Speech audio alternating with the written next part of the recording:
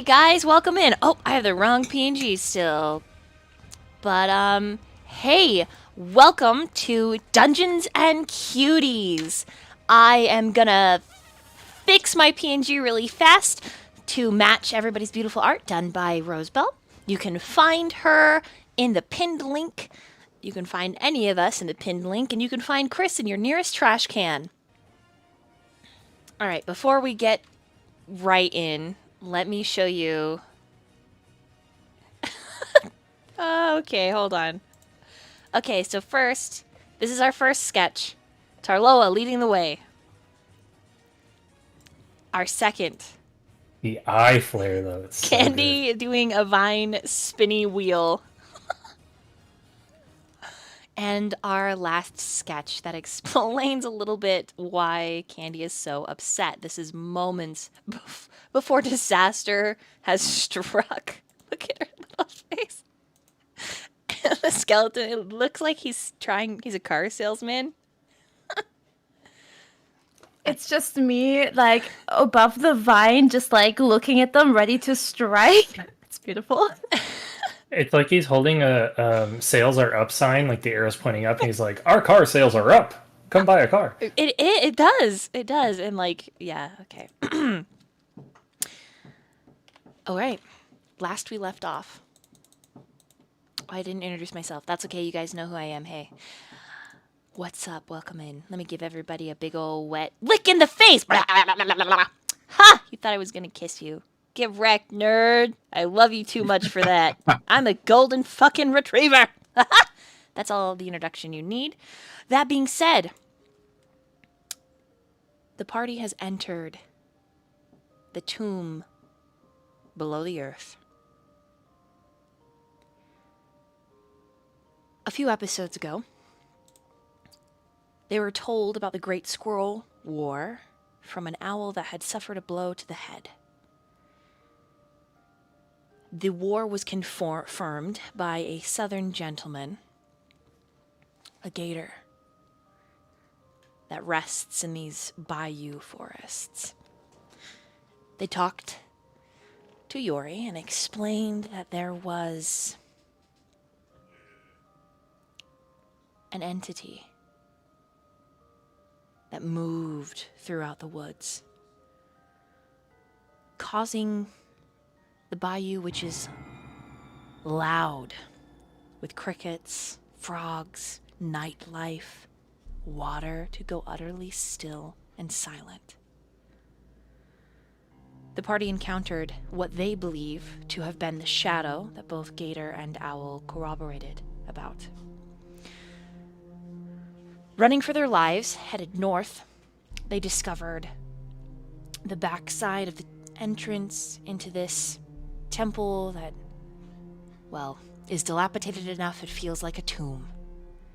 Upon entering, the smells were grimy, wet, with a very slight coppery tang.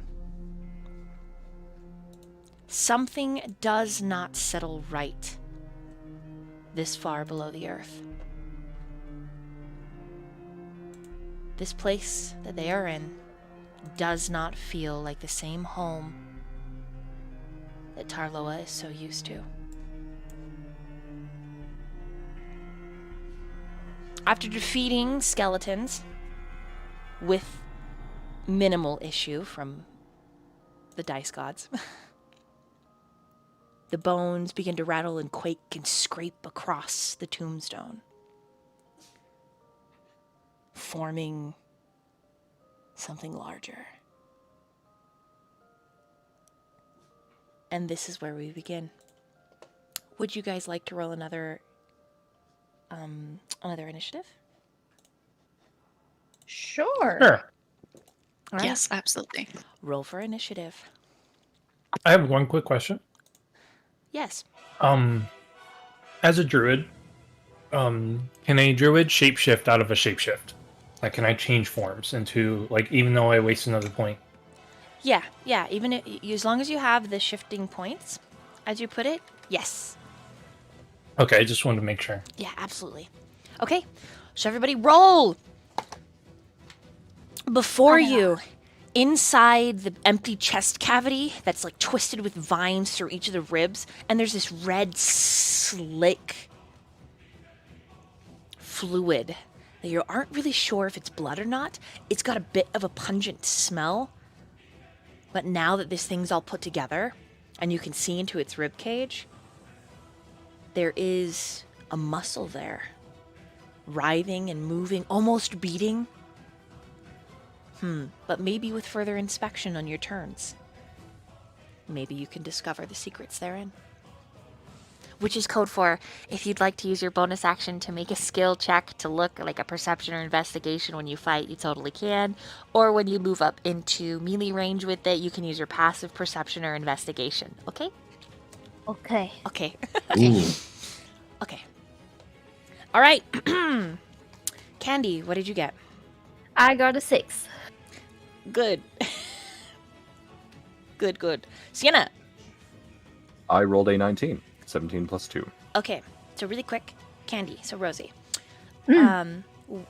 Your sneak attack can go off every time somebody, like you and someone else, are in melee combat together, so it's actually pretty good that you have a lower initiative. Ooh. Because Yori's also a melee fighter, so as long as he got higher than you and he gets into combat before you, then you'll have the extra sneak attack damage. All right, that's good to know. Okay. All right, Yori. Nat 20 plus 2, so 22. Hell yeah. Dang. Damn, all right. Bongu. Yeah, my first nat after like 40 rolls. Total 9. Okay, and Tarloa. 21. Hell Also yeah. not 20. Damn, okay. Dang. Okay. You guys all beat the skeleton, surprisingly. Wow, yeah. Good. Okay, Yori. It is your move. So is like the chest cavity of the skeleton like open? It's Like closed. Vines look like they're threaded to hold it closed. Like could a if mouse potentially get inside of its body if it squeezed through? Yes. Okay. You're gonna be a goddamn mouse. I'm gonna revert. I'm gonna shapeshift into a mouse. Okay. Or a rat, I guess you would say, because that's what I have. So, let's see. It's got small speed. So what I'm gonna do, I'll shapeshift to a rat, and then I'm gonna move.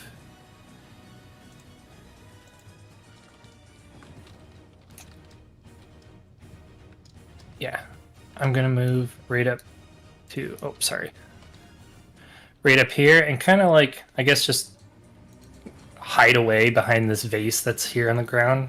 Or these pots, and just that's gonna be my turn for now. Okay. Just gonna hide. Oh my god. Tarloa. I just look over and they hear me go, choop choop choop choop. Choop, choop. I'm trying to say stuff, but you don't understand me. Squeak, squeak, squeak. So I am going to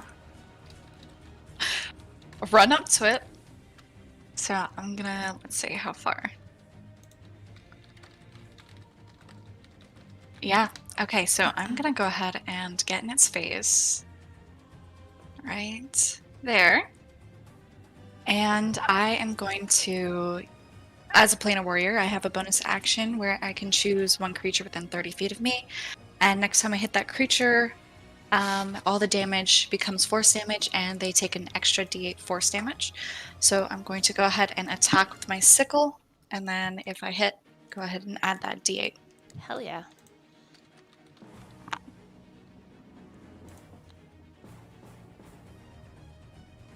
Uh, 13. Okay. Boop. Oh, 13's gonna hit. Yes, okay. So.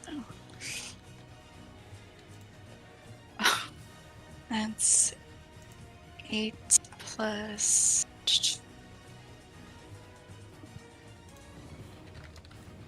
Okay, 9 damage. Yeah, I think that's all I can do. But it's force damage. So. And so 9 total? 9? Yes, 9 total force damage. Cool. Okay, when you hit it, it makes that like typical like "Grr!" like monster sound, but there's like this raspy and then like rattling. Kind of like hitting an old car that's held together by duct tape. Ah, yes, Tarlo is familiar with this. Yeah, like a slice of undead in there. Okay, all right. But it's a car. It's a horse instead, so that's the sound a horse makes. All right. Sienna. All right. I'm going to move forward into the room a little bit more. Okay. Just kind of up here near Candy. Quick reminder, the door has slammed closed Noted. behind you. Fantastic. Yeah. I think I mentioned it last session. Does anyone remember, or am I the only one that remembers? Yes. Vaguely. No, we started going through. I think Sienna was the last one to go through and had to duck under. Yeah, it was closing, Oh, and that's we right. kind of had to do like a combat roll to get underneath it. Mm-hmm. Okay. Okay. As my action, I'm going to go ahead and cast Emboldening Bond on both Candy and Herloa. Linking those two together. Ooh, you are a little bit breaking up for me. Is that any better? Yes. Okay. Much better.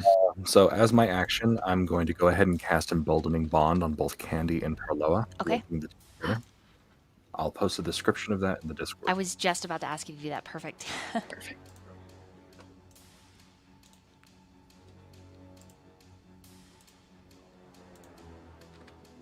Ooh, gonna make us stronger with the power of friendship.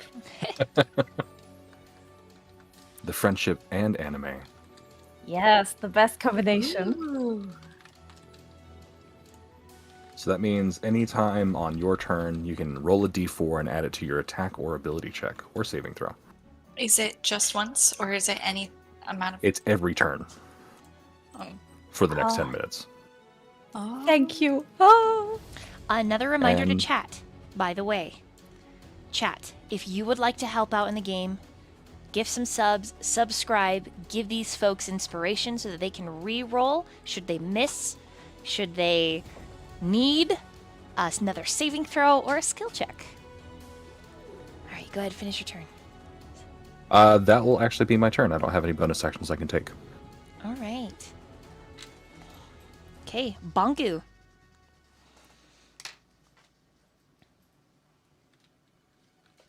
All right. So Bongo is gonna first move. Place my character, and then I'm gonna cast a spell. One moment.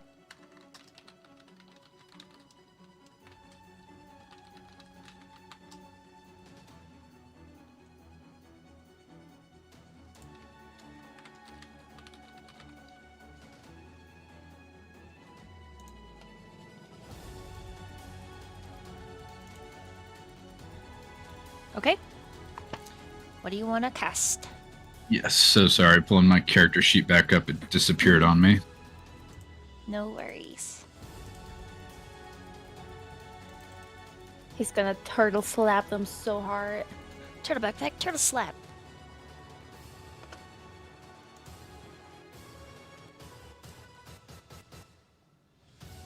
He's gonna shell out some punishment. Oh my gosh. Shell out some. I love that. You're gonna have 10 XP, everybody. That was good. Good job, Cody. Nice. That was good. Yes. Yo. All right. Since Tarloa is pretty much hand-to-hand combat range with the skeleton, I'm going to cast Shield of Faith. And I'm going to drop a description of that right now.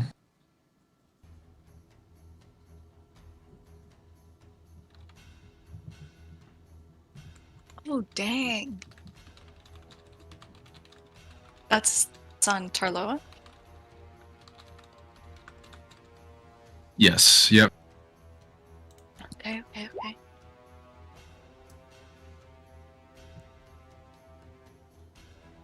So a shimmering field will appear around Tarloa.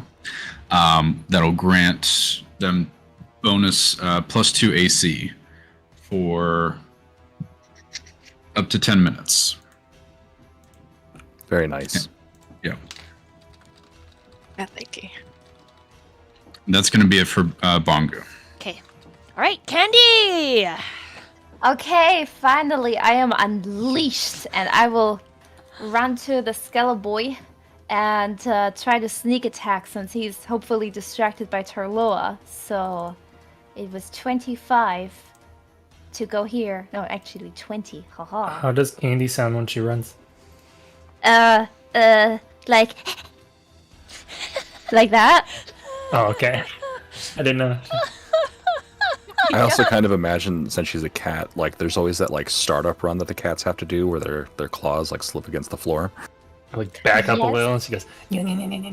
And then she goes into Naruto running though, 100%. All right, this is Malia. So Okay. I've added her. Or did you leave her with Foot Stomper? I think she's with us, if I remember I right. think she was following behind us. Oh no, was she out in the hallway? Did she make it in?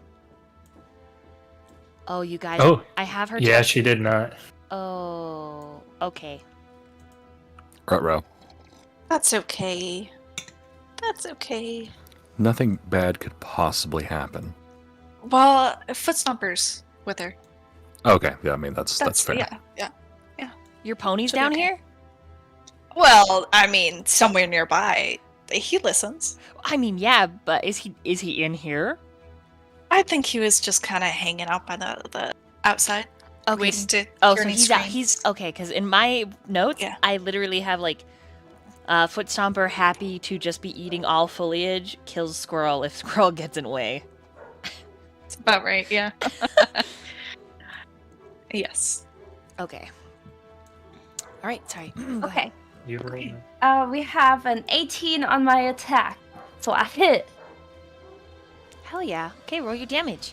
Okay. And on your character sheet, you will see under your like actions.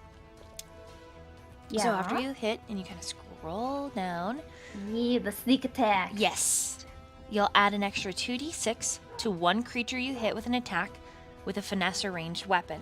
So what that means is as long as you're fighting with like anything that has a like finesse tag, like dagger has a finesse tag, short sword has finesse tag, or like a crossbow or bow, and someone else is in melee combat, you can slap this on there.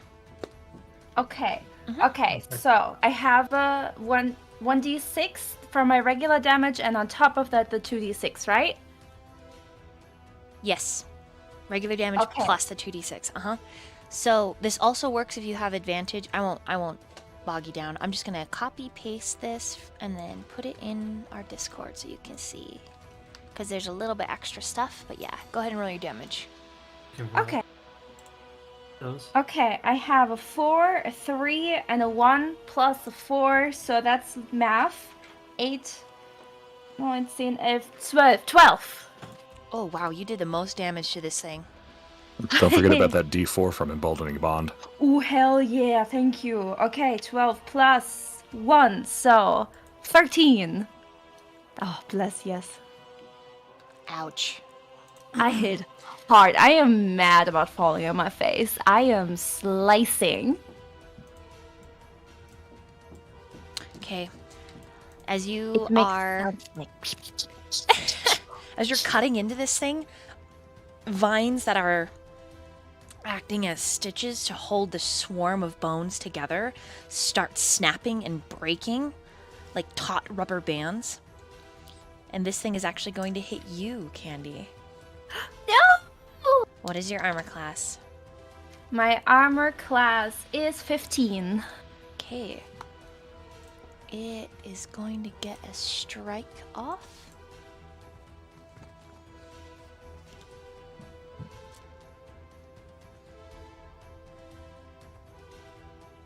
Okay. There is the damage. 6 points of slashing damage. And you just know I will whine about this for so long. Oh no! Okay, top of the round. Yori, your move. All right. Yeah. I'm gonna make a full sprint in my rat form and try to crawl up like the skeleton and get inside of its chest cavity, like in any kind of hole that's in the center of it. Okay. All right. So when you rush up to it, can you, as a mouse, do you have that much movement? I have 20 movement, which is exactly the distance to it. Okay. Roll me, as your bonus action, roll me an athletics to climb.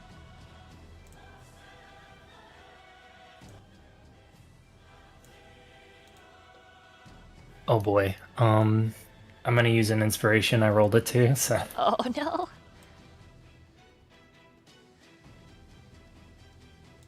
that's better. Let's see, what do they have for a plus?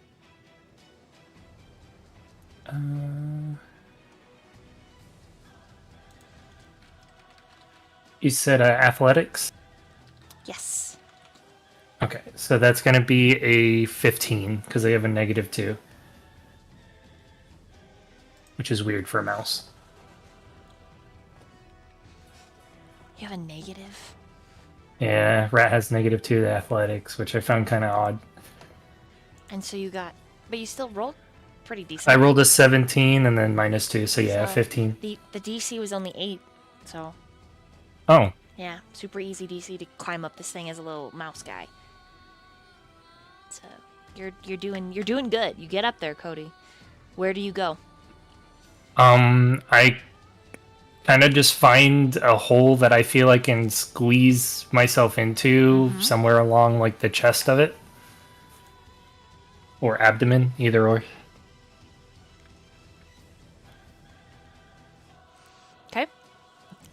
So I didn't know if I'm inside of it or not. Yep, absolutely. Okay. You're bobbing and weaving, bobbing and weaving. You're getting your little paws are covered in whatever that red liquid is. Part of you wants to lick it because you're like, "Is this cherry tang?" No, focus, Yori, focus. And my little rat brain's like, no. The sound it makes are. And since I'm inside of it, and it is a bonus action to shapeshift, Oh my god. I'm gonna shapeshift into a brown bear while I'm inside of it. Roll Pardon me? percentile.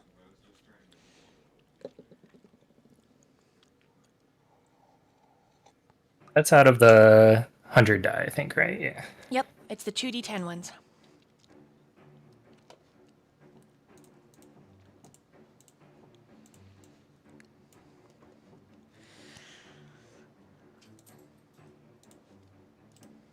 That's gonna be a 78%.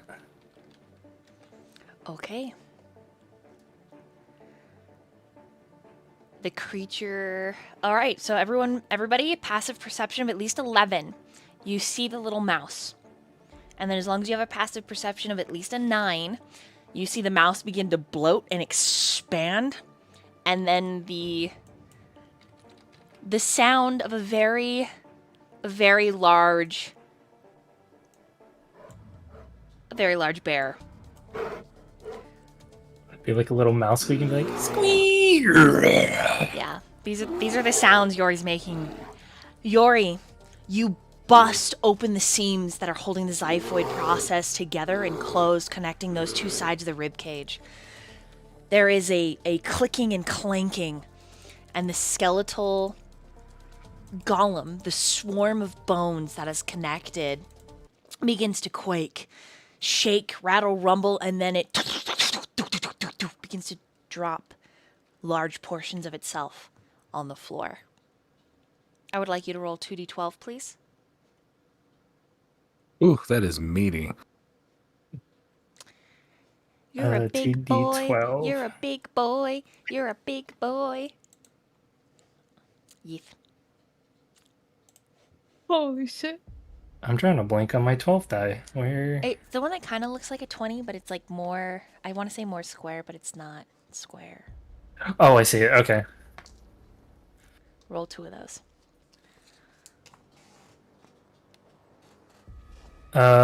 8 plus 3, so 11. Okay. You do 11 points of damage as one of its arms drops, the chest opens up, and you're technically in its square, which you find odd because you shouldn't be able to occupy the same square as a creature unless there's something interesting or special about it. With your basic knowledge of nature, very likely this is an ambush predator, and you've just ended up exactly where it wants you. Oh. Oh no. Tarloa, your turn. Oh, okay. I'm going to go ahead and cast my Hunter's Mark on it so that I can deal 1d6 extra damage every time I hit it. And then I'm just gonna go ahead and give it a good old smacky smack with my sickle. 20 to hit. That definitely hits. Okay. 1 second while I do some math.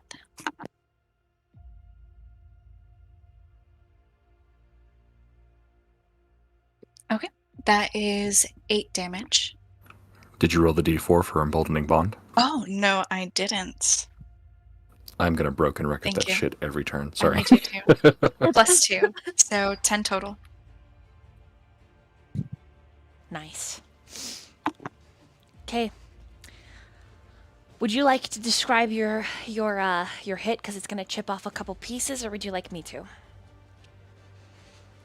Yeah. So after watching a bear kind of burst out of the skeleton in front of Tarloa, they're gonna go ahead and, as they take their right sickle, they're going to go ahead and cast their spell and hook the sickle between a few ribs and pull it outwards, kind of like popping a door open, and try to just rip a few chunks off. All right. The rib cage, like 3 or 4 of them, pop forward. There's not a lot left. The creature makes a pain sound. The bear makes a this sound. He's cute. I don't know. Good boy. I'm trying to sound cute. he's a good boy. That's bear for uwu. Yeah, it's me like showing off my glare. It's me shaking my hair, but I have no hair. It's just my fur. I'm like, "Rah." Okay, anything else for your turn, Tar? No, I believe that is all I can do right now. All right, Sienna. All right, so I guess at this point, are we seeing fully what's inside of his chest? You It's gotta chest. roll Alrighty, what do I got to roll for that? perception. Okay, I have a +5 to that.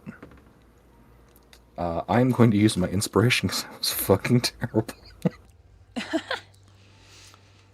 Help him out, Okay. chat. Oh Lord. 23 total on that second roll. Oh, that's very good. Yeah, that was much better. That was definitely worth an inspiration. The vines are a snarl. Not only are they a snarl, there is a very, very faint glow within the fist, the proverbial fist of those vines. The vines themselves are coated in this red liquid that with a 23 you realize it's sap. I see. But there is definitely something inside, glowing with life.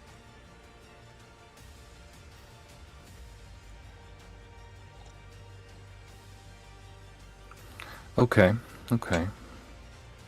Is that something I could potentially make a targeted attack towards? You can, it just hires the DC. Okay. I'm going to try and hit that specifically with a guiding bolt. Okay.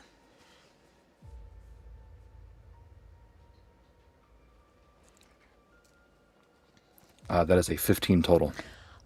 That is the DC. You hit it. Oh. and that is, I'm rolling it as a first level spell, so that's going to come out as 4d6 damage. Okay. 10 total damage. All right. Yori, Tar, Candy. You're close enough. You see this streak of light glittering and swirling. What color is it to start with, Sienna?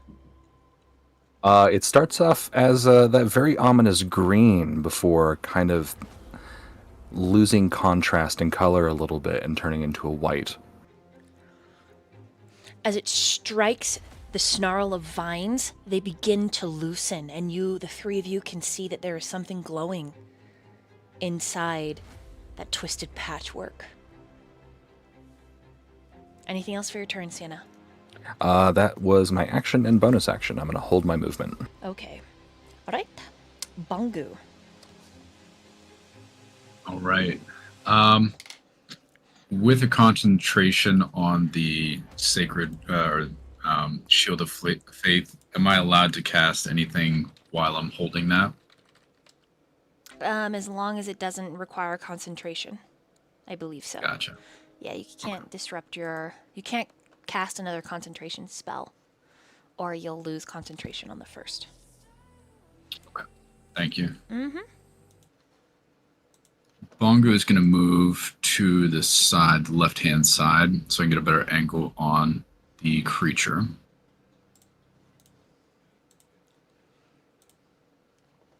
And I also roll for perception to see the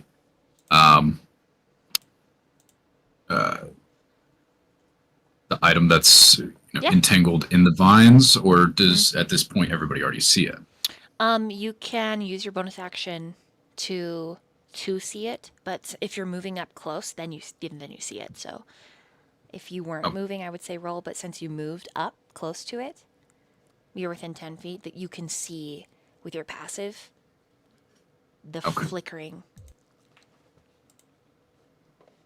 All right. In that case, at this moment, Bongo is going to go with a Sacred Flame and throw that right at the center of it to try and dislodge it a little bit more or see what effect it will have. Okay. So...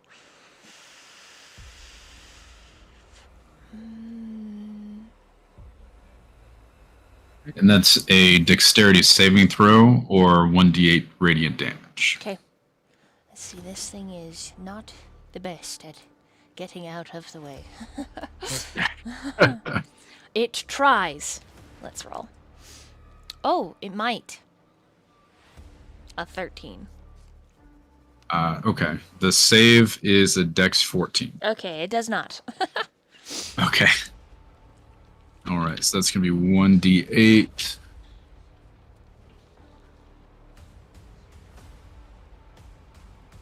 That is 5 points of damage. Okay.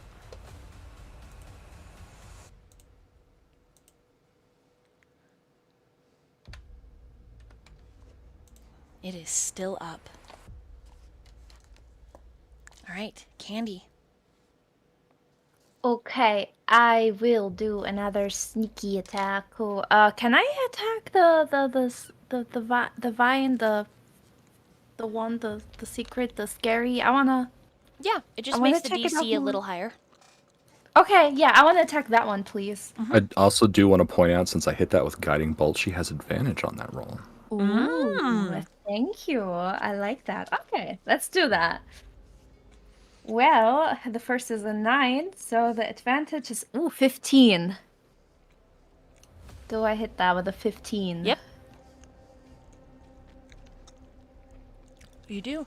15? Yes. Is Am I that a muted? hit? Yeah, I Yeah, was you didn't muted say for a second. Sorry, I don't know why it didn't pick me up. Yes. Okay, awesome. Nice. Then I will do a sneak attack onto it. So, the power of friendship is still activated, right? Yep, so you still get that d4. Thank you. Awesome. It is 7. It is oh, a 6 on top of that. Oh my gosh, I need someone to help me do math. 7 and a 6 13. and a 2 on top of that. 15. Thank you. It is a 15. All right, God damn it. Candy, you hit that snarl, and a sliver of a gem bounces out. Tink, glowing a ruby red. I will grab it right now. Right now. Okay, roll a sleight of hand. Okay. This is the most important roll of my life. A 15 plus 6. 21. Okay, you snatch it, making a little sound. Make a charisma saving throw. Oh shit. Maybe I will regret this, but that's okay. Oh fuck. It's a oh shit. It's a charisma saving throw. It's a 8. All right, Candy's eyes glow red. The skeleton drops like a rain of just dry bones, the sap cleaned up. Then the bones begin to rattle towards Candy, and they begin to attach to her like armor. Oh. Candy, you are now the boss monster. Do I still have consciousness? It is time for you to stab. What? You are a rabid kitten, and you will be given snacks. Uh-oh. You will only be placated with catnip and money. Yes. Yes. Man, this was my end game, but I think I'm ready for it now, I guess. Okay. Candy. It's your move again because it's the skeleton's move and you are technically possessed by the skeleton. So, eyes glowing red, killer mode. Bow before me, scoundrel! So good. Okay. So I guess I'll attack. Okay. Oh wow, you're lucky. It is a 5 on it. The Dark Lord Candy has arrived. All right, so you slash out with a 5 and you miss. Can't you watch Candy like kind of crouch low, her fist clutched around this red gem, eyes glowing like 2 red headlamps in the night. And Also, 100%, I am so busy evil laughing. That's why I just slash into the air, just like the entire time. That's why I miss. Yes. all right, Yori. The Great Bear Yori. Your move. Okay. Do I see the crystal anywhere on Candy, like, visibly, or is it tucked away? It's glowing. It's kind of glowing in her hand, so her little fist is lighting up red. So Okay. it's in her hand. Yeah. Is it large enough to bite around to, like, grab it, or am I gonna have to bite her hand? No, it's a tiny shard in her hand. Oh, okay. Yeah, it fits in her fist, so.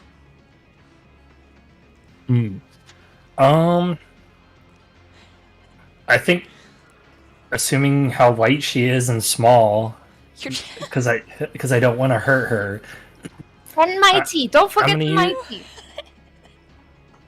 I'm gonna use my bite to bite around her, like, torso/body and, like, hold her sideways and just use my strength to maintain her in my jaws. And have her just hang there so, like, she can't run. she's got a dagger in her hand though. So how do you want to handle that? She can shank my face. I'm just trying not to hurt her, and hopefully the team can get the Okay, the gem. roll to hit her armor class, and then we're gonna run this like a grapple. So you'll roll in athletics, and Candy will roll in athletics, Okay. because there's always a chance that she can scurry out. Can I just quickly ask who seems to be the most charismatic out of everyone here? Probably Yori, right? Yori. I'm pretty I have I would only plus imagine one. so. Candy is very good at lying though, so like she's very good.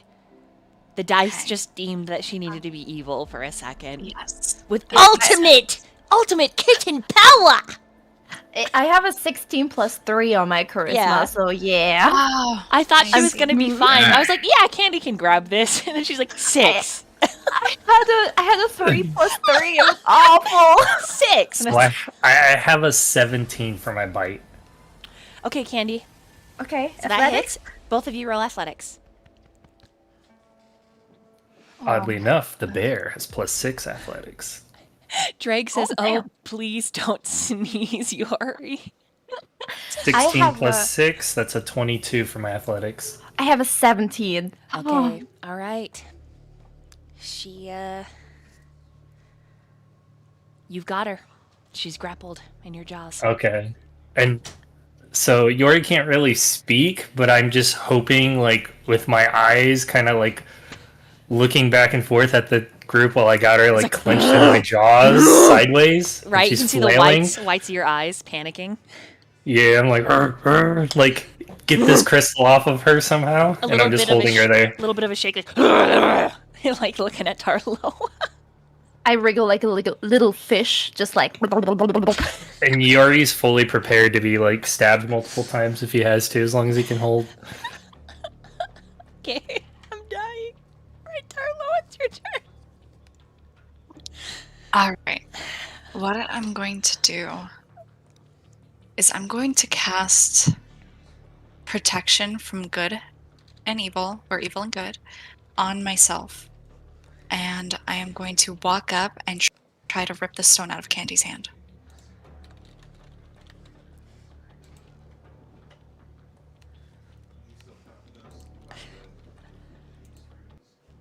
Hello? And it's back. Sorry, my Discord is like, and no. Arlo is not allowed to do that. I heard that you walked up. I heard that you walked up.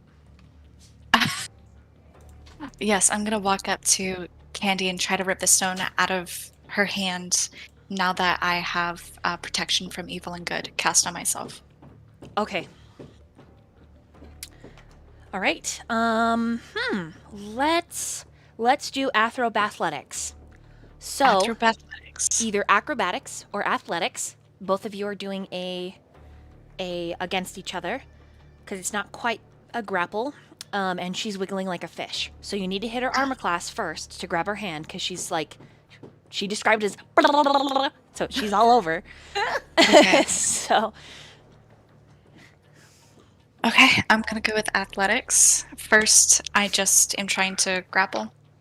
yes. So first you're just So- trying to grab her. So just roll to hit her armor class.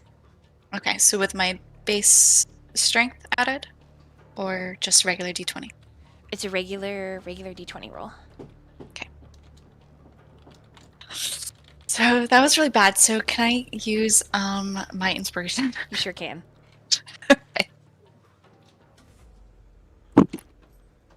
That's a natural 20. Damn. Okay, you hit both of you. Athletics, acrobatics, or athletics, whichever one you want to roll. Athletics, for sure. Yeah. My acrobatics is better. You can roll it. Okay, it's a +6, so get ready. Okay, let's see. It's a total of 20. I have a 24. 18 plus Ooh. 6. Oh. Whew, I'm sweating so hard. All Jelly right. candy ain't good. Okay, Tar, you grab it. Okay. Make a charisma saving throw. I got this. I have advantage with the protection from evil and good, right? Against possession? Okay, that's good.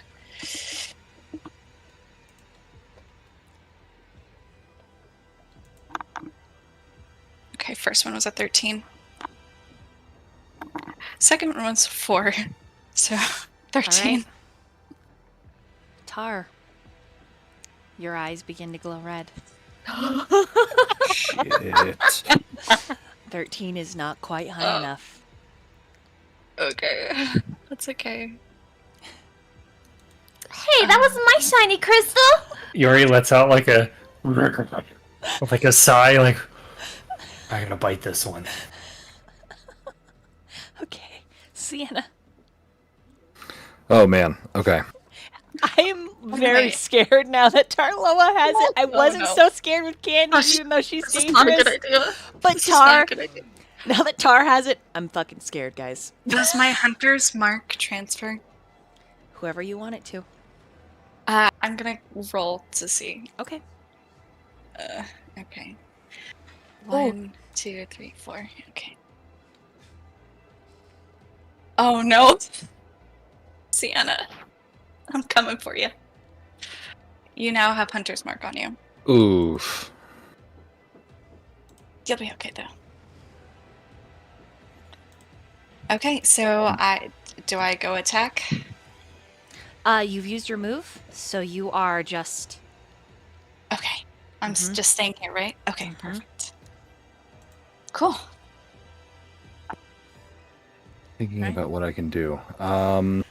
If you would like, you can use your bonus action and make an investigation or a perception. I think that's a good idea, just to see if I can determine what we're dealing with. That is a 14 plus 3, 17 total on investigation. Okay, 17. This is no ordinary possession. Neither is it quite a charm effect.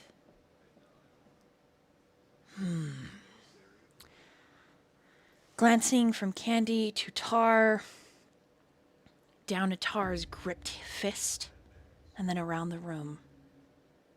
You remember a very old passage where you read about an ancient, godly artifact. Something precious, forged in secret for the silent princess.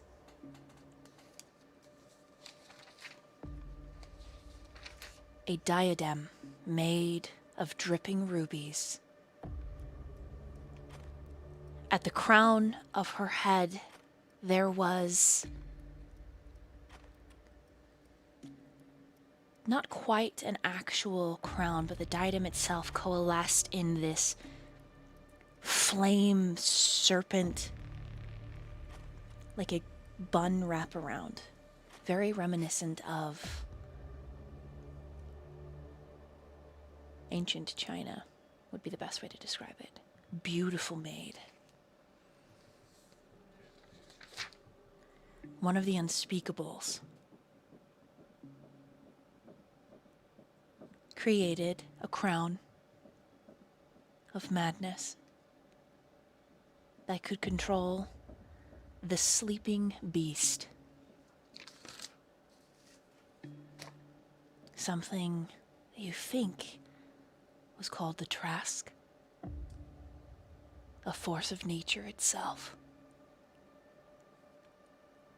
And like Gandalf, in this moment, looking at poor Frodo, oh God, the One Ring, you think it might be possible that you have a piece of a godly artifact in your hands right now. The sliver is tiny, not even an inch.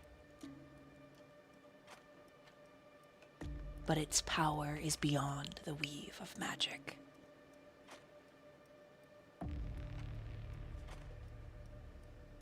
From what you know of magic,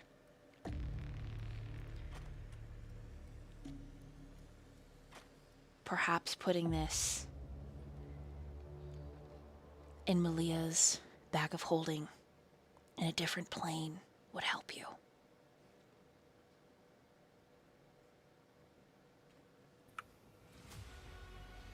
Shit. Malia's not even with us currently. She's outside. She is stuck outside.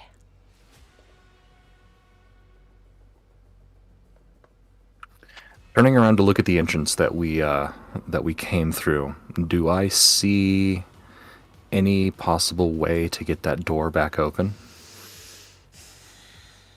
What is your passive investigation? My passive investigation is 13. You have a bear. And you have a tar. They're very strong. Maybe Candy should be the one possessed so Bongu can hold her down. Bongu's pretty heavy. I mean, you're thinking fast. You're like, okay, hold on. Maybe we give it to the child so the child can hold the cursed candy rock, and then we can sit on the child so it doesn't stab people or just waves its knife around laughing about being evil, and we get this door open. And then whatever else you as a player maybe could come up with. That's just me dropping some mad hints because you're Okay. mad smart. No, I think that is actually a fantastic way to go, and I'm going to go ahead and relay that to the party. Sienna's going to shout out to Yori. Yori, we need to get this door open. We need to sequester that gem away before it can harm or possess anybody else. And then to Bongu and Candy, specifically looking at Candy with a sort of look of pity and concern. She says, Candy, I need you to get that gem back. You need to be the one to hold this.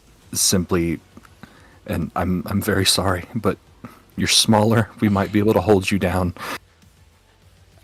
Oh, hell yeah! I would love to have the stone, but I'm not smaller or weak. I'm gonna be a formidable foe. I'm not saying you're weak.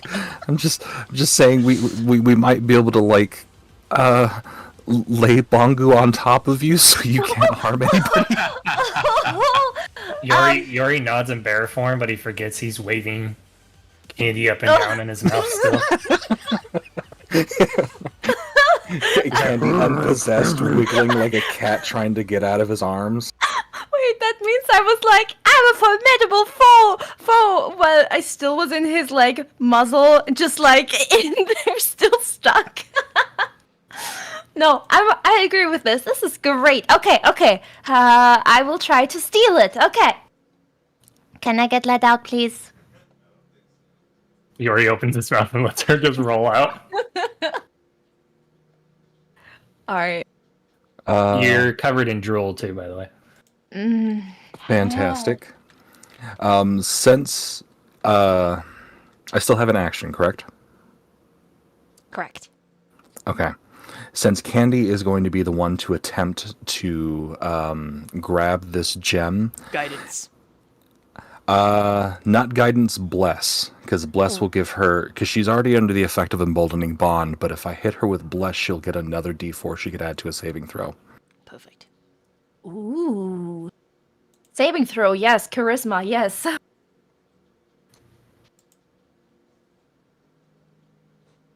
So I'm going to go ahead and cast bless on her, and that, I suppose, will be my turn.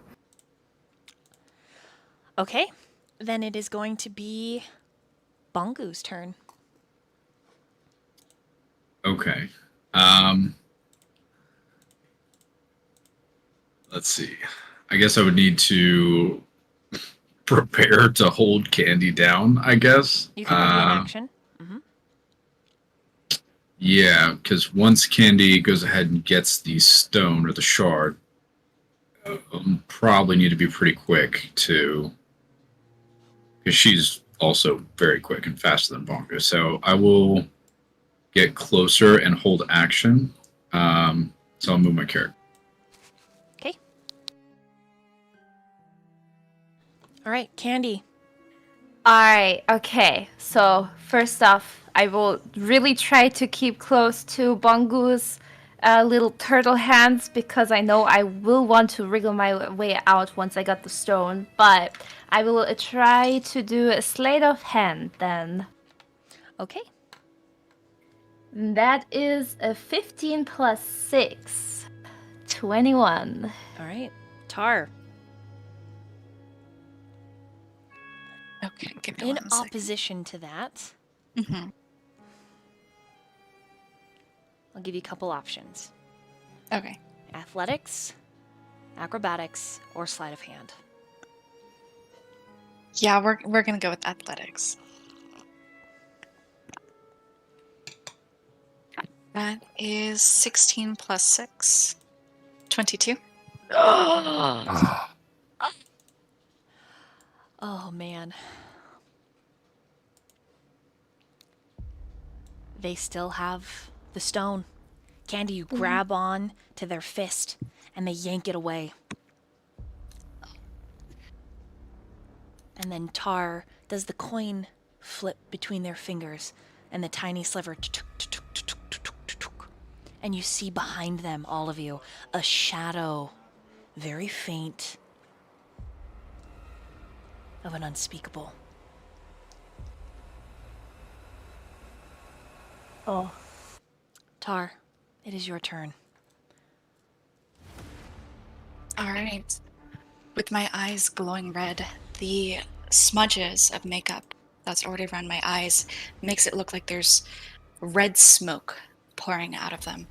And I'm going to go ahead and turn towards Sienna, who is shouting out orders, coming up with ideas to take me down. And I am going to see if I can stomp on over. Yeah. I'm going to stalk over with both my sickles out and take a few slashes. Just note that you have to only use one hand to attack because the other hand is gripped around that sliver. Oh, yeah. Okay. Okay. All right, one sickle then.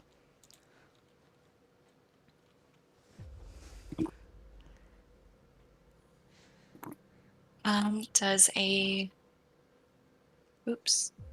That is a 19 hit. That hits my armor class. All right. So I get an extra d6 against you. So that is 11 damage. Oof. And then for my second attack.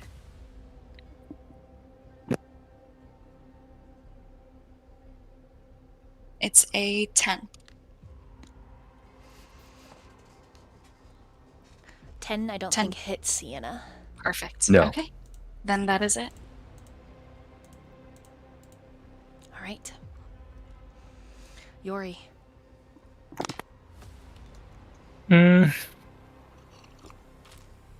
Oh, is Tarloa? They're not moved on my screen. Oh, refresh. I'm not sure where they're at. It didn't move. I'm so sorry. Right here. Oh, whoops! I hit refresh. Give me 1 second.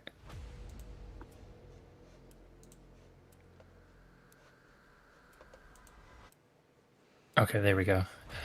How close? Like, I can move 40, and this is 40. I don't know if I need to be another turn to get to the where the door is in this little section. Let me scroll down. As far as I can move is here. Yeah, you're As a bear. still 10 feet. Well, yeah, 10 feet from the door, right there. Okay. Oh, that's as far as I can move, so that'll be my turn. Okay, Tarloa. When Yori passes you, he moves through your threat range. Ooh, attack of you- opportunity. Yes. All right. Oh, 9. Okay, you miss. You miss the big burly bear. Phew.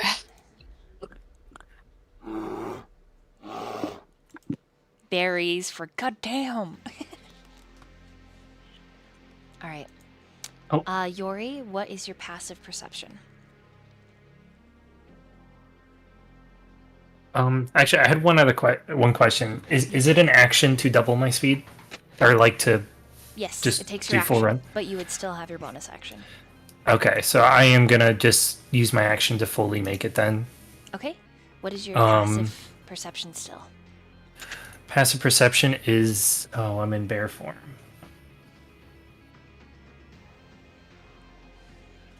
It just says perceptions +6 and passive 16. Okay, so you're Sniffy Whiffler. You can smell Malia. And you can hear her. She's like hitting the stone and she's shouting, but it's very muffled. All right. I guess can I use a passive to kind of like not as an attack, but scrape against the door to kind of say like, "Hey, I'm here," in some kind of way to Malia because I can't talk. Like you want to like scratch on the door, like knock Just on like it? scratch noises, like "Hey, I'm here." Something might, whether she takes it that way or not, I don't know. But like, "Hey, something's gonna happen to this door." Hopefully, like there's another person right here on the other side of it. Do you ever make sounds, bear sounds? Bear sounds, yeah. So I'm kind of like making bear noises and just kind of scratching the Very doors. faint. You hear.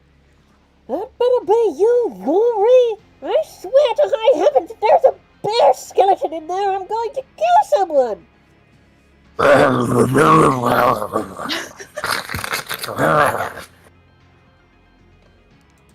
All right. Great conversation, guys. Doesn't speak bear. Has no idea. Is just screaming at you, calling you names. Like, you better not eat my friends. I am your friend. Perfect. At least she's shaken then, and which means she's alert. So Okay. Alrighty, alrighty. That means Sienna. It is your move. Okay, I need to get away from Tarloa. Yeah. To my knowledge, is anybody else harmed currently? I have an 18 out of 24. Okay. Got 22 out of 30.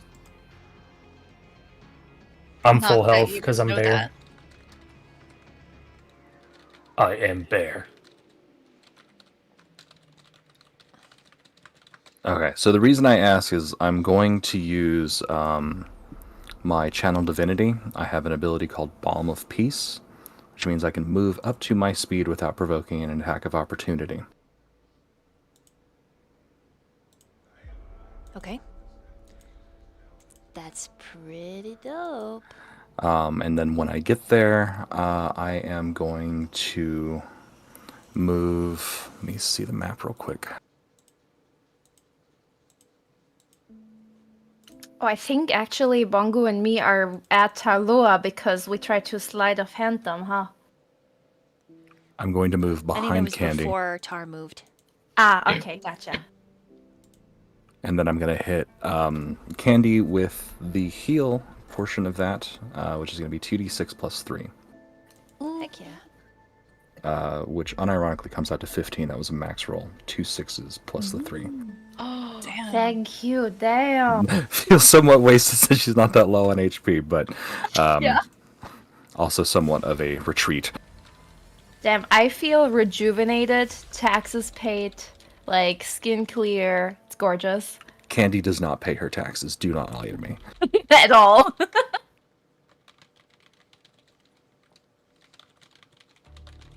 All right. Anything else for you, Sienna? That will be it. Okay. Bongu, it's your move. Technically, you had a ready action, so I'll let you move twice. I'll let you do twice because you didn't really get to expend that readied action because nothing was met. Okay. Gotcha. Okay. I have something I'd like to do. I'm not sure if it can all be done in one turn. So, You have 2 right now, so you're good. You have 2 turns. okay. Yeah. I would like to cast Bull's Strength on myself. Okay. It gives me advantage on strength checks. I would like to go up to Tarloa and attempt to bear hug and fall on my face with them to hopefully incapacitate them as they weigh 600 pounds. All right. So that's your first turn is casting the bull strength and moving up to them. Your second turn. Go ahead and roll to hit their armor class and then a grapple. Okay. I do have a quick question. Is that +2 gone now from the Shield of Faith? It is because the enhance ability is a new concentration. Sweet. Okay, thank you. Okay. So I'm going to use that inspiration for a moment.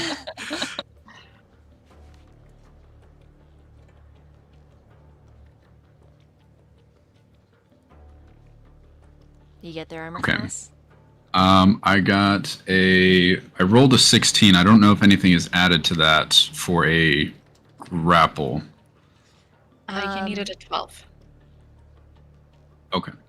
Yeah, it would be your basic attack. So like your strength bonus or like your offhand, like your unarmed strike bonus. Okay.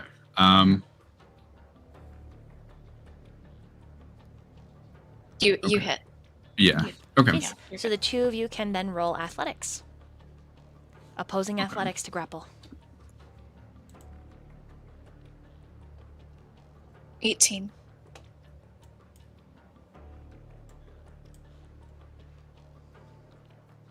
Come on. Got a 16. Oh my Oof. God. All right, and with that, we're gonna take a brief bathroom break. Don't go anywhere. All right. So we just ended. Let me pause the jungle music. Sorry. We just ended Bongu's turn, so it is Candy's turn. So, I've waited a long time for this, but may I use my bonus action to tickle Tarloa in the armpits? I'll allow it. What will I roll? So you'll need to roll to hit her armor class. Sorry, their armor class. And then Okay. you will and then I think sleight of hand. Right? It is kind of being like all ticklish and stuff. So I will run up to them and I will roll. This is... Yeah? Just really quickly, a few things. Tarloa's head is bald, but their armpits are not. What? Also, Oh. Thought they were covered. I was like, no, there's no t-shirt. no, just a little furry. But also, Tarloa's never been tickled in their entire life, so I don't know if they're ticklish. You gotta Well- decide now. Let's roll it. Roll it. Let's do like... Let the roll decide. Yeah. I believe in you, Tom. All right. Will those pits be ticklish?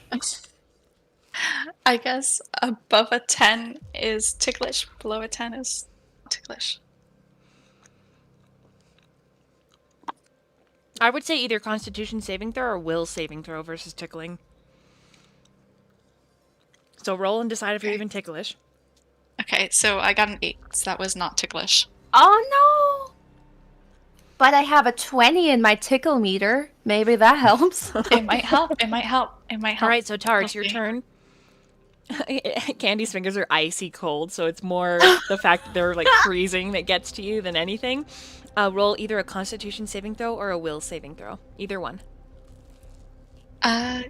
Well, so I rolled a 2. So, 4. You're ticklish.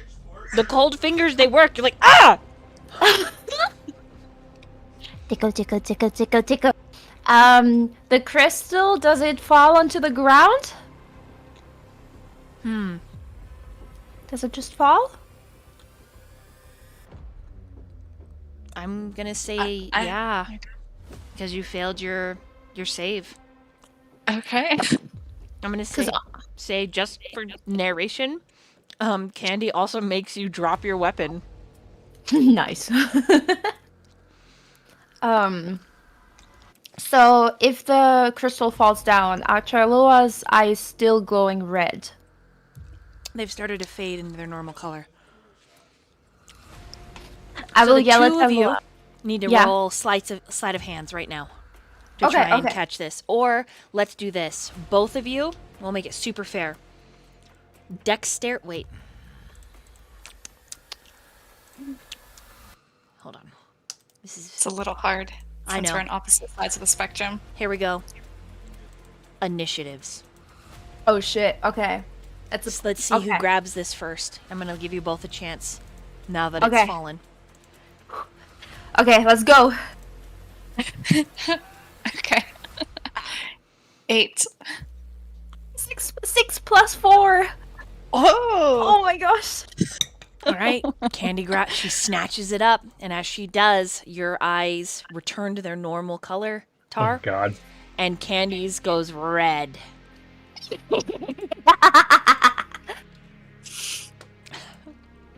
Round 2. She's She's just on the ground little laughing. bone armor goes to her again. She's like, I'm back. Meat's back on the menu, boys. Okay, we need someone to weighted blanket me, please. It's you go last. So here, this is fun. So you go last, Candy, but now you're also the bad guy. So it's my turn again. Oh no! Actually, I'm gonna roll a will save. Well, hold on, roll a will save.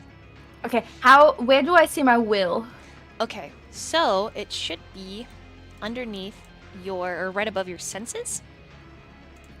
Okay. Right underneath strength, dexterity, constitution, there's a box Okay. that says strength, dex, con, int, and will. That's actually wisdom. Sorry, will is like an old. Okay, old- got you. Yeah, wisdom. Wisdom Okay. saving throw. So roll a wisdom. Okay. I think this 15. narration is very fitting. Okay, with a 15. The urge to just slash the air again and laugh is very strong. So with a 15, it's up to you if you are just going to posture on how evil you are or if you're actually going to attack someone. Okay, because I did mentally say it earlier that I will be grappled by Bongo and will not wriggle my way out. I have a little bit more willpower, I want to say, because I prepared myself for it mentally. However, I will put a little dagger into my hand and swing it in the air, just like, and just swing it like crazy. Roll an intimidation check. Ooh, I like that. Yes. 8 plus 3, 11. She's pretty spooky, guys. Yori turns around and looks and gives her the bombastic side eye and just goes, like he's not scared. Bombastic side eye. All right, Yori, your move. I'm gonna bear down. So I'm gonna throw these big old bear paws right up underneath that heavy Anything is sledge of possible if a. you think hard enough. Exactly. Roll I'm an using athletics. every ounce of strength I got. I worked hard on these quads and glutes, so I'm putting them in action. You booty bump the door. Yeah.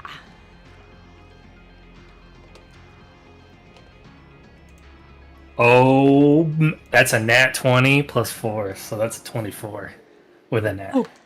Okay, you slam into the door twice with all your force. Doof, doof, doof, and you hear this echoing outside in the cavern. And Malia screams. But you get the door open. The door slams down. Malia jumps back, barely making her dexterity saving throw. She's covered in dust and is coughing. And she's like, ah! Oh, Yori. That's your turn. Yeah, kind of my bonus action, I guess, like, because of the force, I just get up to the wall across the hall, since I did move. And I kind of like slide, and I kind of got my bear paw underneath my head. I'm kind of like laying out, sprawled, like as if I'm on a bed, and I'm like, and that's it. And I stop just like that. I don't speak bear. I'm sorry. I have no idea what you're saying. He's just holding the pose. As she starts clapping. Very good, very good. Here we go. Very good, very good. And yeah, I guess after that he just shakes his head because that's all I can do. Like, you know, and doing like bear grunts, like brr, like Yeah. it's crazy in there. Go. Tar, it's your move. I will roll for Malia. Oh, gosh. All right. Tar is embarrassed. Very, very embarrassed. And is just gonna go ahead and, instead of going for the stone, going to try to restrain Candy. Okay, roll to hit her armor class and then an athletics. All right. So that is a 25 for our armor class. You hit. And that is a 26 Damn. strength check. Okay, Natural Candy, 20. you can natural 20. Well, Candy, you can fish for a natural 20. 2. All right, Tara lifts you and has you restrained. Arms kind of tucked in at the side. So no flailing Yes. with knives. Well, I still do like a full body wiggle, like a worm, but yes. Perfect. All right. Anything else with your bonus action, Tar? I'm gonna kind of look around and just be like, what are we doing? She's restrained. I don't know what to do. Talking's that's it. reaction. So Bongu and Sienna and Candy can all respond to that. We need Melia's bag of holding, and we need to put the gem inside. Okay. Do I have movement speed that I can use? You do. I'm going to see how far. I'm gonna walk as far as I can into the hallway Okay. over to Malia. It's like that far or something. Are we just gonna slam dunk the cat in the bag? We and then pull her out. I feel to kind of like smack her hand on the bag. just There's kinda 10 minutes of loose. air in there. You guys trying to like drown me in this? No. Oh, I. I think I can move a little bit further, but I can't see. Oh, there we go. Okay. And then I can't move Candy with me, but I'm carrying Candy. I will come with you. Okay. I'm gonna put Candy right there in my arms.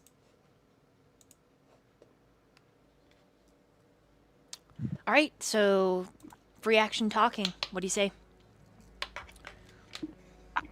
We need to get the rock out of Candy's hand, but don't touch the rock. And we need it. Why in the does she back look of the bag. feral and is hissing at me? We- What happened to my sweet It's- Candy? What it's the did you rock. do to her? It's the rock. We need to get the rock out of her hand. Don't touch it. Put it in the bag of holding.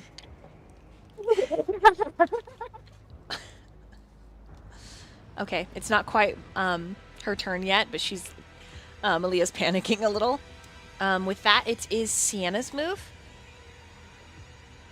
I'm gonna take this turn to heal myself because Tarloa slapped the bejesus out of me. She did. So I'm going to cast Healing Word on myself as a second level spell, which makes it a 2d4 plus 3.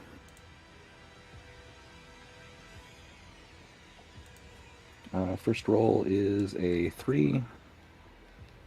That's 2, so that's 5. 8 total health regained. Okay, 8 total health. It's like, phew. Anything else for your bonus action or free action? Or I movement? am going to move closer to the door. Sienna's not very strong, but if she can help in any way, she'll be there. Okay. Alrighty. I'm going to stay out Bongu. of the range of her daggers. Right. Just, yeah. I mean, her arms are being held down, but she is wiggling like a fish and might like try and kick. All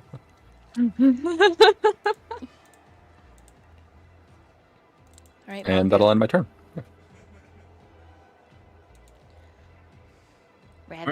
Ravioli turtle. It's your turn. Bongo is gonna go, seeing how Tarloa is back to their senses and working on capturing the shard. He's gonna go collect his torch because he is blind Bongo in the dark, and follow up Sienna.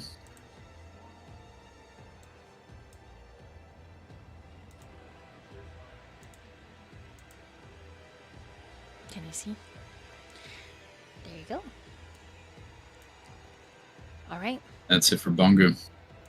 Do you have any healing stuff, DK? Because Bongu could also heal anyone that might need it.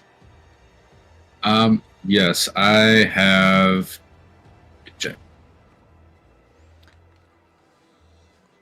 So, like, as cleric, typically in character, you'd say, "Does anybody need any healing?" And then the party could then, as a free action, be like, "Yeah," and then you would know who to divvy out your heals to. Just a suggestion. You don't have to. Just Yeah, no, that's helpful dungeon mistress tip. no, that is an excellent tip. I do have a spell or two left. So as Bongo, is anybody hurt? Does anybody need any healing? Everybody okay? I'm about to that's- hurt you.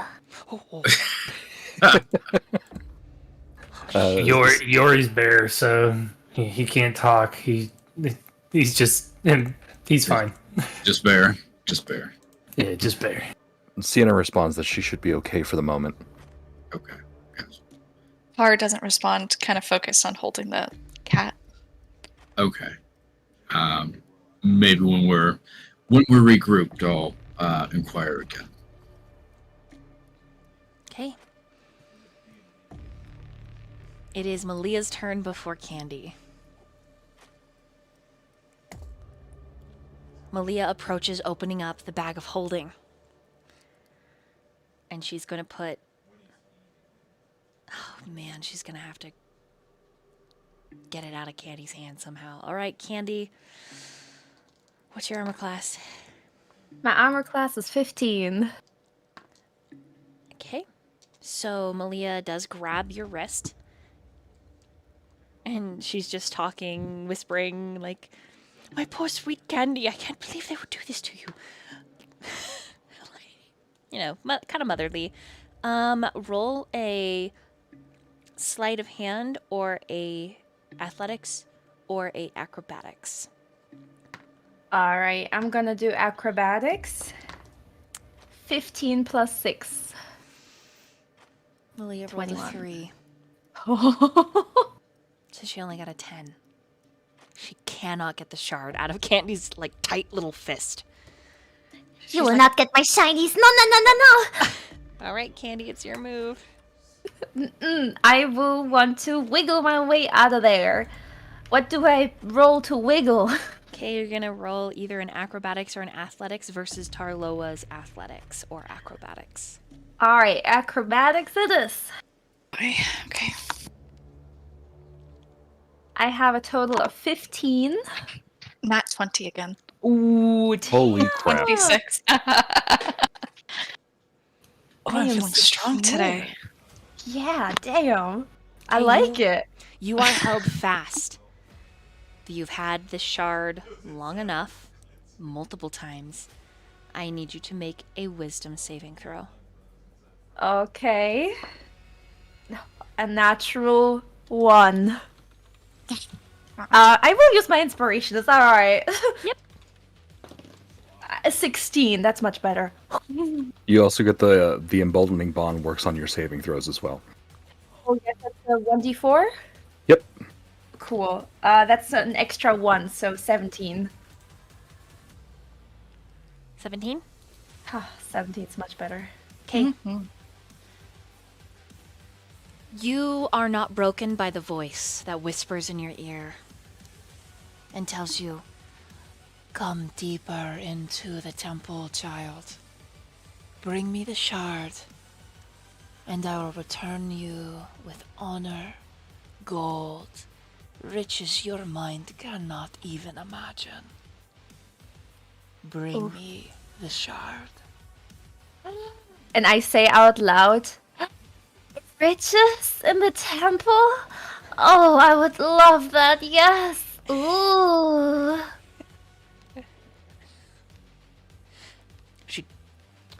Anyone with a passive inside of at least 10, she's talking to someone that none of you can see. Oh boy. Yori, Candy, you can talk. Yes. Go ahead. Go ahead, Bongo. I'll let you talk, and then it'll be Yori's turn. Who were you addressing? Myself. Uh-huh. Okay. Sure. Sure. Bongo is highly suspicious. Especially with all the possession that was just shown. So, he's on edge. All right. Now it's Yori's move. So, Candy's still possessed. Tarloa is holding her down. Yes. And Malia can't peel her fingers open without touching the shard to get it in the back. Okay. I think Yori's best thought of action is Candy on the ground right now, being kind of detained? No, like lifted like 4, 5, 6 feet up in the air.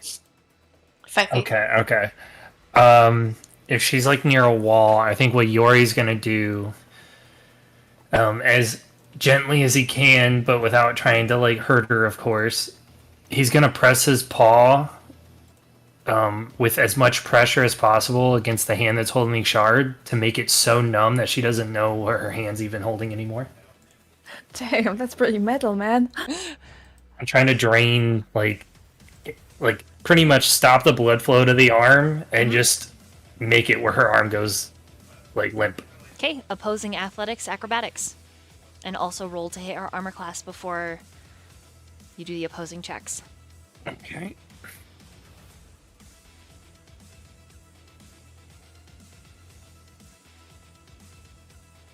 I'm going to use an inspiration on that one. This is important.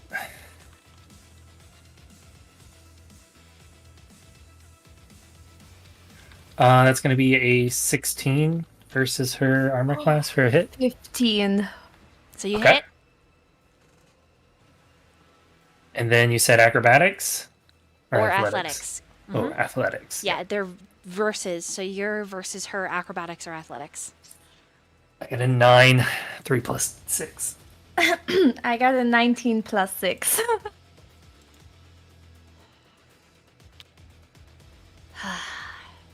Would I get advantage since Tarloa is holding her? You know, I do think that that's fair. Can I help him? I think, yeah, I would say that's fair. Narrative wise. And I'm technically really strong. So. I'll just but kind she's of really push fast. Candy That's up true. against my chest a little bit more, so she can feel my bosom and just kind of like restrain the other arm and hold the wrist out. Yeah, I got a 15 this time, so I don't think it still does it. Do I roll again? Nope. You You're have just the plus. No, you don't. Damn. Okay. You're fast as fuck, boy. Fast as fuck. I'm fast as fuck. Zoom, zoom, zoom, zoom, zoom, zoom. Like kitten with the zoomies. Yes, basically they're trying to clip my nails, and I say, no! All right, Tar, it's your move.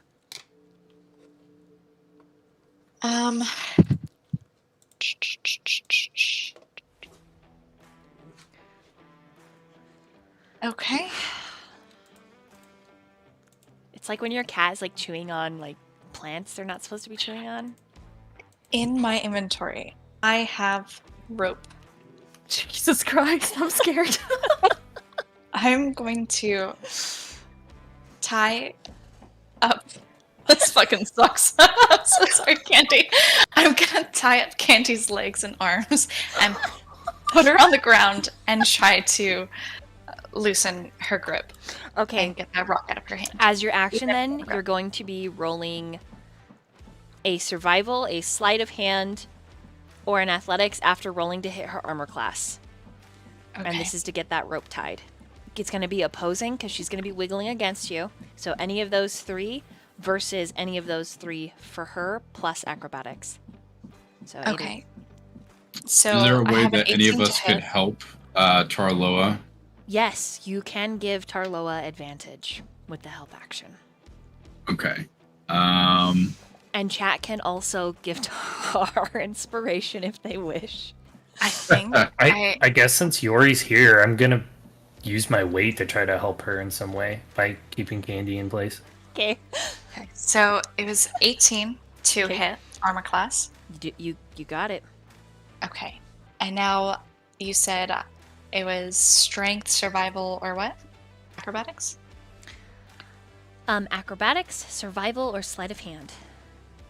Okay. I'm just gonna go with athletics.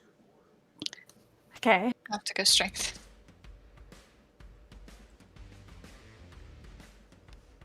Uh, 20. Okay. Versus Candy. I rolled a 15 plus 6. I'm gonna use my inspiration if I can. Yep. Am I allowed to? Mm-hmm. Oh wait, is this point with advantage? Which part was I supposed to get help with? The hog tying part. Is that this part? Mm-hmm. Because to Okay, hit her armor so- class is just to make sure you get her down. And then Okay. hog tying part is where Bongu has moved up, probably passing through Sienna's square, so you can move up Bongu on the other side of Candy, helping you. Okay, so I'm gonna try with advantage first. No, advantage doesn't work. So inspiration, could use that. Please, please, please, please, please, please, please, please. Emboldening bond works here. Add that D4. Okay, perfect. So let's see. +4. Yes! So that beats it, right?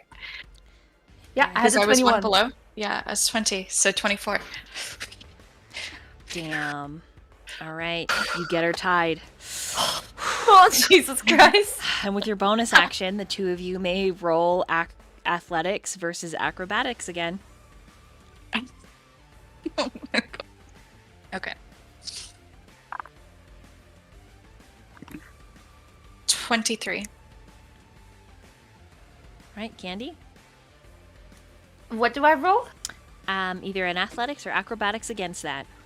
Okay, I have a 9 plus 6. 15.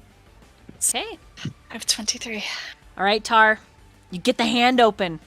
Oh! All right, I'm gonna smack the rock away. Just fling it away. a Okay. little bit. You slap it away. Candy's eyes, the red bleeds out into her natural color, and Malia pounces on it, swooping it up into her green bag of holding. All of you are out of combat. You're breathing heavy. You remember the rush of power, those of you, well, the two of you that touched the shard. The feeling that you were not alone in your headspace. And attacking your party members. I do not feel bad whatsoever. However, for some reason, I keep wriggling around like I am possessed, even though you see my eyes do not glow red anymore. And I'm like, I can't believe you hog-tied me up like this. Oh my god, let me out right now. I will stab you. I will stab you for this. I untie Candy. yeah, but I didn't believe that worked. Oh, nice. Okay. I'm just gonna kind of take the rope, shove it back in my bag, and just walk out of the hallway back outside. You go to walk outside, and Malia grabs you. Gives you a giant hug, Tar. She is talking fast. It's hard to really understand her. She's just like, thank gods you're here. Thank the gods. I don't think any of us could have done that without you, Tar. Thank you. And she just pats you, lets you go, and then runs over to Candy, gathering her up, giving her a tight squeeze. And then she has one hand on Tar, one hand on Candy, looking at each of you. Is everyone all right?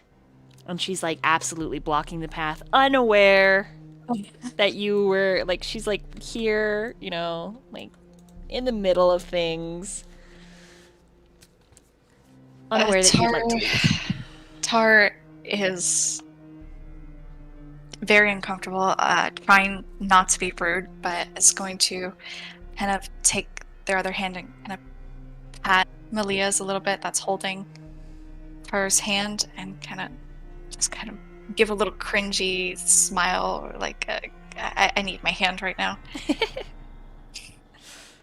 Oh, yes, sorry. Tar's gonna leave the area, head back up to Footstomper really quickly. What happened? So we'll fade out and then we'll move back over to you with Tar. Malia's looking at the rest of the party. Are they all right? Like, there was like an evil voice in my head that told me that I should totally go into the temple and it will make me rich if I give it the crystal. And in hindsight, that probably means we should not put the crystal there, but maybe they heard it too and were really upset. Perhaps we should check on them. Let's go. All right. And Malia will move behind Candy and let Candy lead the way. The rest of the party, what do y'all want to do? Yori's gonna revert out of bear back to his normal self. And I think for him, he's just a little overwhelmed at the moment because he saw, multiple people that he cares a lot for, Candy, Sienna, and all them getting hurt.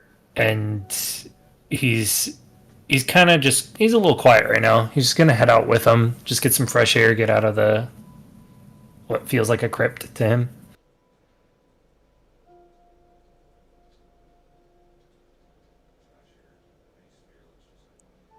Okay. Bongu is curious about the kind of altar, the sarcophagus that the gem was, or the shard was resting in.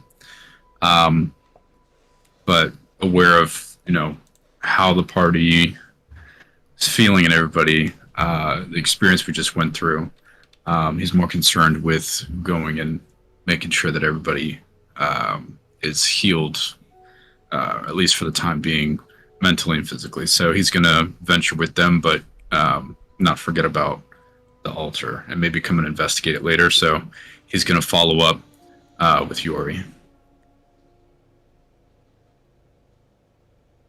Okay. And Sienna.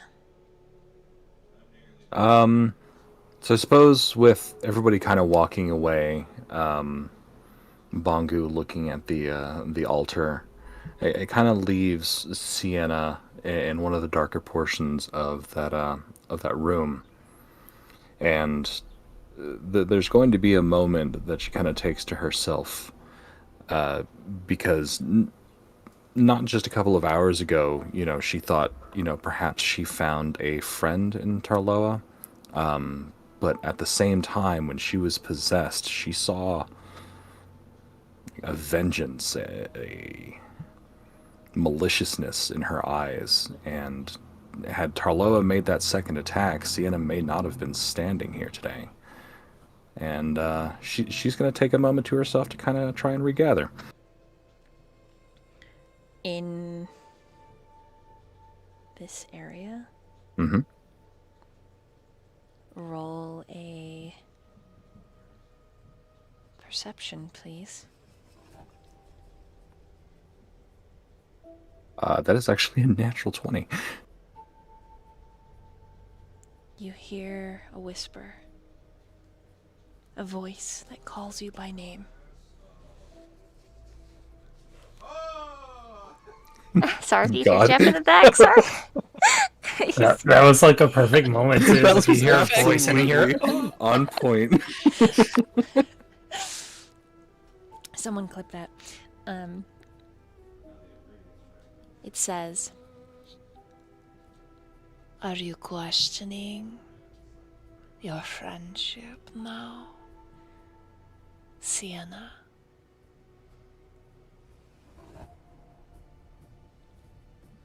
She's going to try really hard not to call out and just ignore it, but she can kind of feel like a minor panic attack washing over her.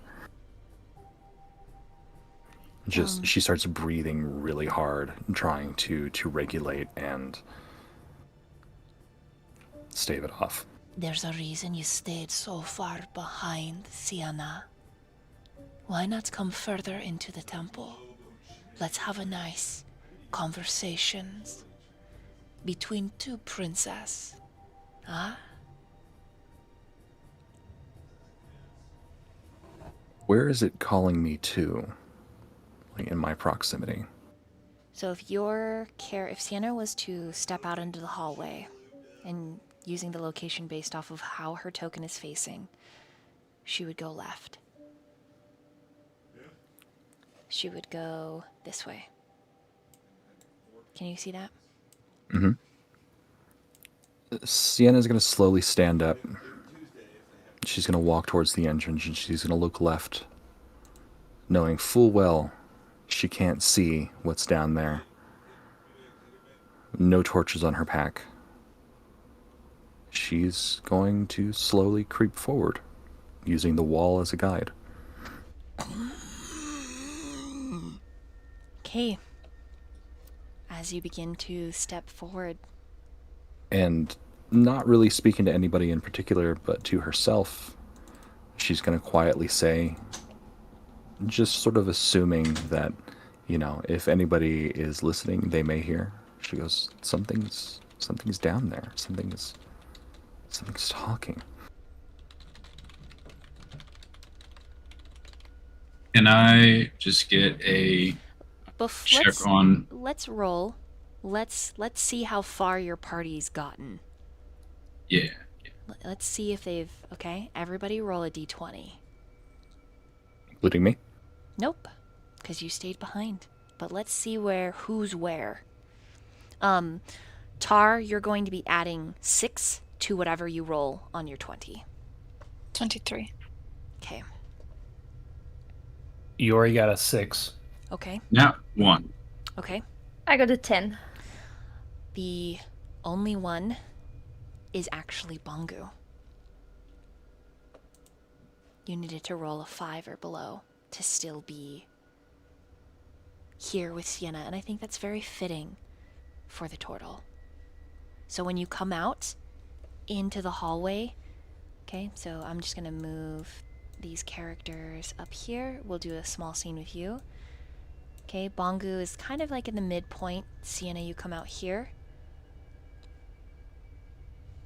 Go ahead and roleplay, you two.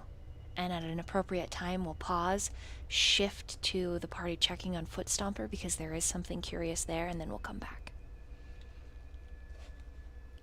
So, you see Sienna walk out of that doorway and immediately turn left, very slowly, very gingerly, walking, using the wall as her guide, and maybe even occasionally getting on all fours just to keep track of the ground underneath her. And you hear her say to nobody in particular, not necessarily paying attention to you, not necessarily addressing you, just slightly whispering, there's something down there, something's talking. And she's going to continue moving forward to the left down that hallway. So Bongu, he watched the party move on forward and turns around because he did not see Sienna move or go past him. He doesn't hear your footsteps like immediately next to him or behind him. So he's going to turn back around and see with his torch, he sees you kind of drifting into the other direction. He's going to see that as there maybe something that caught Sienna's attention. But does Bongu hear what Sienna said? Do you have to roll for that? What's your passive? Passive perception. 16. Oh, you heard her. In that case, Bongu is going to turn tail towards Sienna and slowly walk up and be beside her. Just let her know, hey, I'm here with you. What are we looking for down here? You mentioned there is something. Did something call out to you? She doesn't look at you in this moment. Her eyes are just forward, scanning the darkness as she slowly walks forward, and she goes, "There's something calling me. Something knows me by name."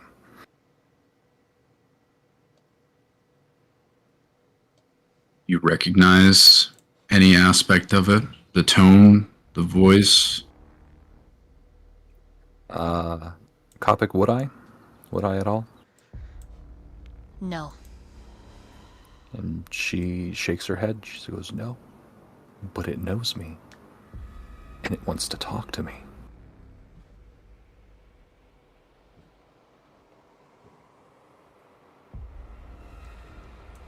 The Bongo is with his torch. What can he see further down the hall? You can see swarthy vines tangled here. But light peeks through as if you could pass this.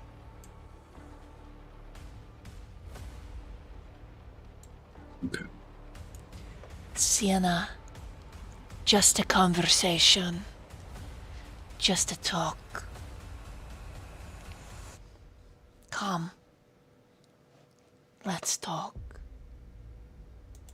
In Sienna's pack, she has a spear, and she's going to remove it from her pack, and she's gonna choke up on the hilt, like really close to the bladed tip of it, and she's gonna start cutting at the vines, blocking her way so she can see more of the light that's coming through.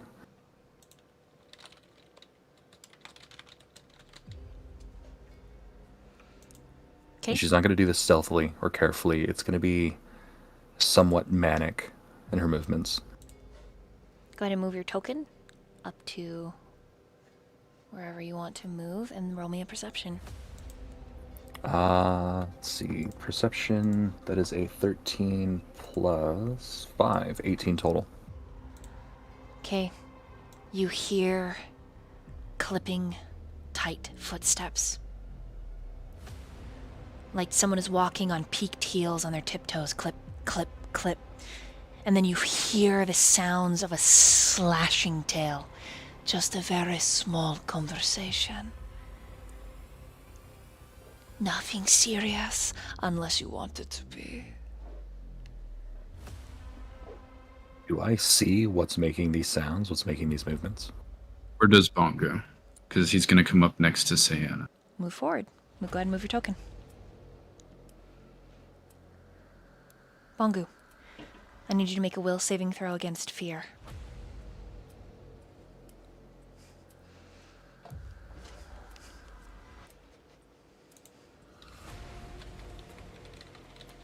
$25. Okay.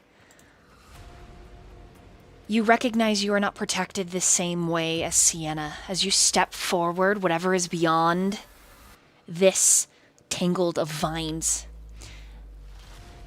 is villainous. It is objectionably evil, dark, twisted. A perversion of light and magic.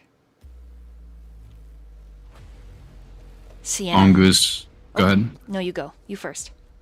Okay. Bongo is going to put his hand kind of on Sienna's shoulder and turn to look at her directly in the eye and say, Sienna,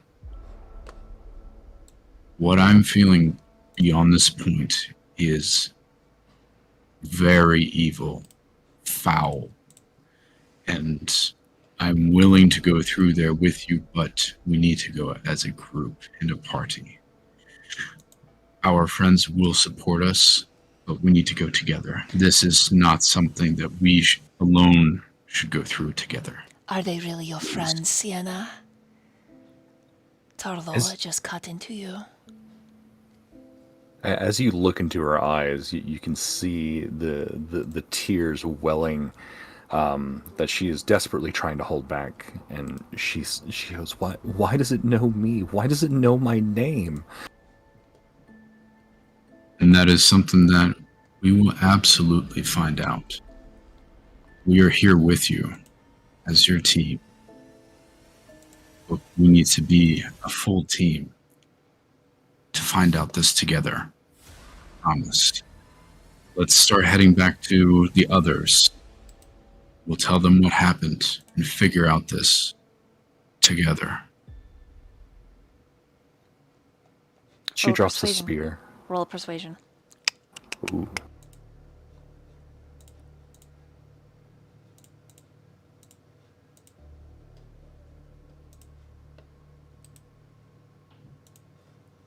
Five. Okay. I think you have inspiration, by the way. Oh, From the cool. chat. You do. Oh my gosh, that's right. Now would be optimal to use it. One moment.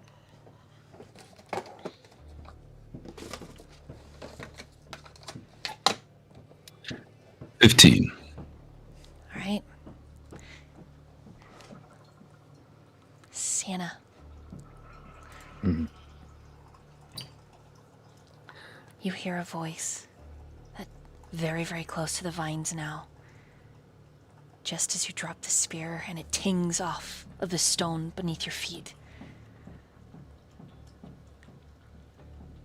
It's more an exhale, and then your name, and you turn to look into the vines, and this is the face you see looking at you.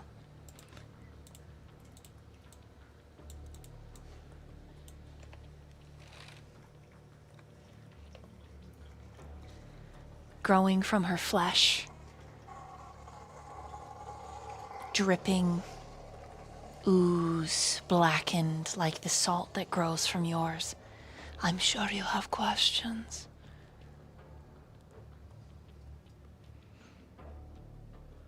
She has the same structures growing out of her body. They're inky, right? They're like stalactites. They drip down, but her skin has this texture of salt and stone. And when she moves, it's almost sandstone grinding. I need you to make a wisdom saving throw with disadvantage Ooh, okay. as her face begins to shift in front of your eyes. And she reaches a hand through the vines, which Bongu cannot see, for you to take a hold of. All right, with disadvantage, first roll is a 14, plus my wisdom would have been a 19. Second roll is a 5 plus 5, making it a 10.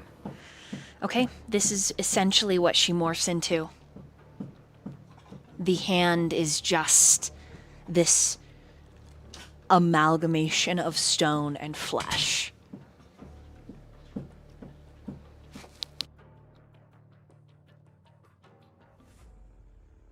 And she says, Sienna, Sienna, Sienna! And we're gonna pause your scene. So you get to decide if you're gonna take her hand or not. There you go. Thank you.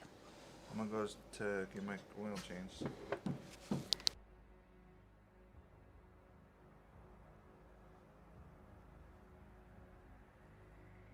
I don't know if my mic picked up my scream. It probably broke. Oh, No, it picked it up perfectly. It just terrified us. Yeah. Oh, cool. Hell yeah. Hell yeah. All right, outside.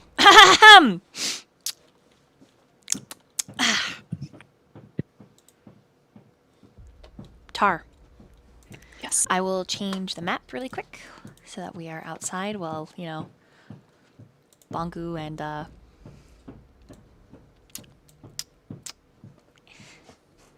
A princess is messed up for wanting an oil change too. I heard that. Sorry. It's just more with these enemies. You know what I mean? Okay. So Foot Stomper is outside. Music too tense. Shouldn't be this tense yet. We'll bring the tensity a little bit down with some fantasy. Not yet. Beautiful. Yo, Foot Stomper's got some flair. Right? He's fancy. Got them flaming feet. Okay, the minute he unicorn. sees you step out, Tar, he and comes trotting over to you and headbutts you right in the chest and rubs. I let my head just fall onto his and give him a little scratch under the chin. It looks as if he's asking you what's wrong. That's the feeling you get. His ears flick back and then forward, and he kind of stamps a little. I've betrayed them, and now I have to make it up.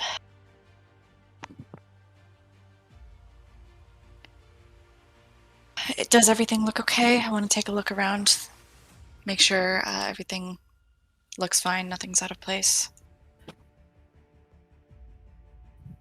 Roll a quick perception.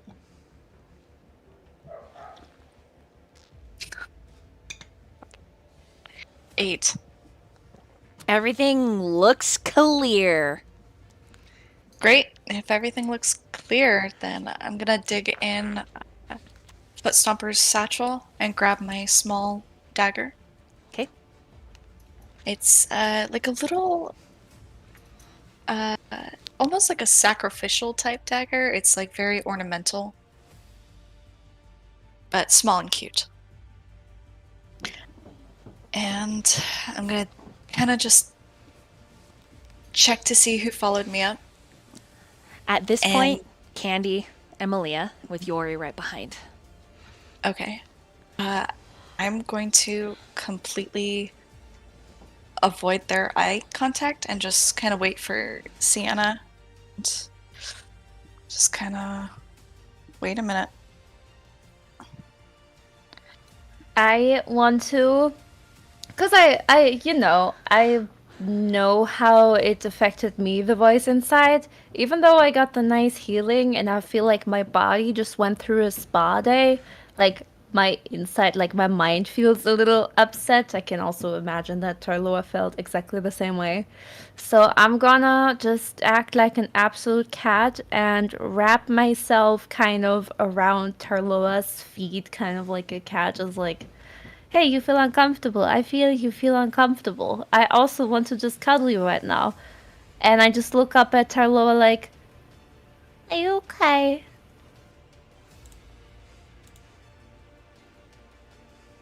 Are you okay?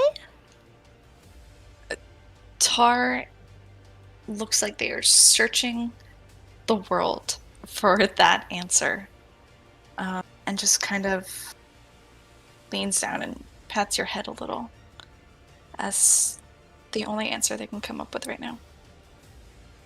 You know, that's okay. I felt uncomfortable too. Like, it felt kind of weird to have, like, another voice inside of my head. And I feel like we definitely should not ever, ever, ever go down there. But it's okay. You're safe now. Everything's okay, okay?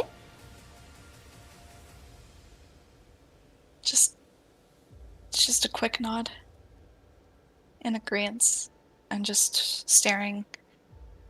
Waiting for the others to come up the stairs. It's Malia and Yori, and the other two don't come. But Malia does want to say something, and then Yori can say something. Malia does say, are you...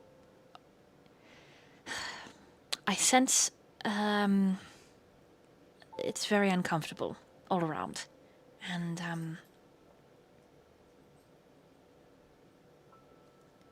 I just want to say, Tar, that whatever you're feeling, is perfectly acceptable.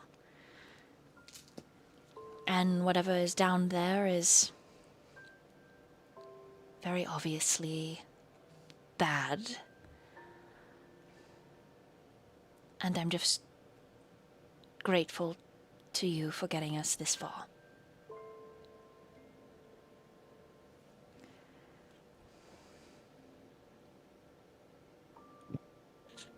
Yori shifts in and he's like, "Yes, Ta, I would not worry too much if you feel your actions might have caused something. Candy, for example, she can be a bit wild, but she's never that crazy, so whatever it is, it was not your fault." And then he sits down and just starts, like, kind of fiddling with a leaf a little bit. No, pet me.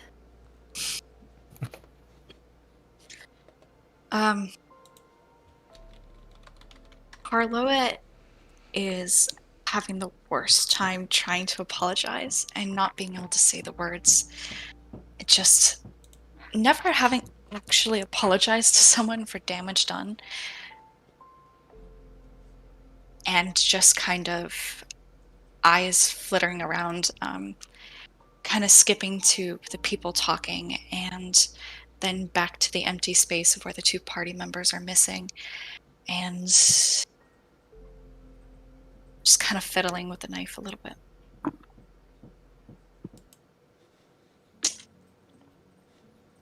Where's Sayina and Bangu?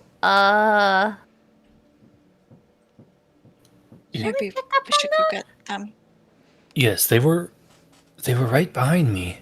They should have been up here minutes ago. They may have stayed to investigate. We should probably go help them. See what they're looking at. Yes, it's not a very safe place down there, especially after what we just went through, so it's best not to leave them alone. All three of you roll perceptions.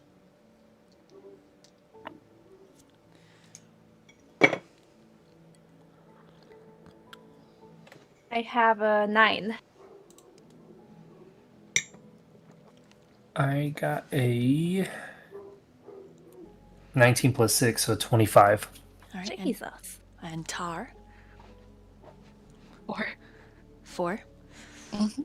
Okay, you're the one to see it first, and only if you point it out will your other party members see it. But before that, the DM has to use the restroom. Party time! Everyone, go to the bathroom. I'll be 2 minutes. I see that the DM needs to use the restroom. I need to point this out. Damn.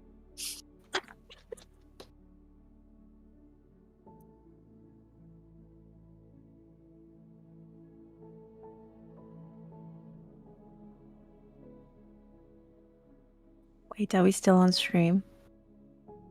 Stream, can you hear I us? don't know. Yes, because I ran really fast. I'm almost done. Oh, What? Stream, can you hear us? Hello there. It is so nice to have you. Oh. Wait. Do that again. Hello. It is wonderful to have you here today. You wonderful, lovely chat. Thank you for watching Copic Doll streams. oh, damn. Big doll, stream. Okay, I'm back. Welcome back. Wow, I ran. Whew, okay, man. Geez, my old body hasn't moved that fast in a decade. All right, here we go. Give me just a second. Okay. Yeah, I need the proper soundtrack for this. So give me just one moment. By God. All right, here we go. Okay, you see a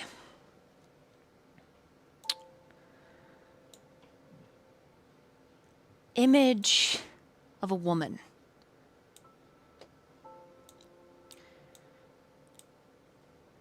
She's walking through the trees towards you, and you can see through the dense foliage. She is dressed in folded robes that billow with gauze all around her wide sleeves and at her feet.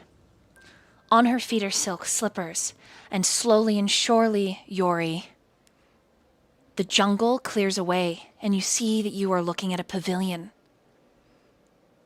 And around you are buildings with high, beautiful, peaked roofs, jade statues, alabaster marble veined with crystal columns that hold up the overhangs around each of these buildings.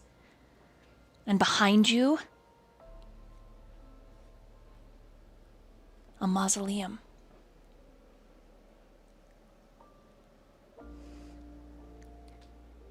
A tomb. And on it is scratching writing you're not familiar with, but in this vision you can read. And it says, "Our most beloved princess, entombed therein and never forgotten."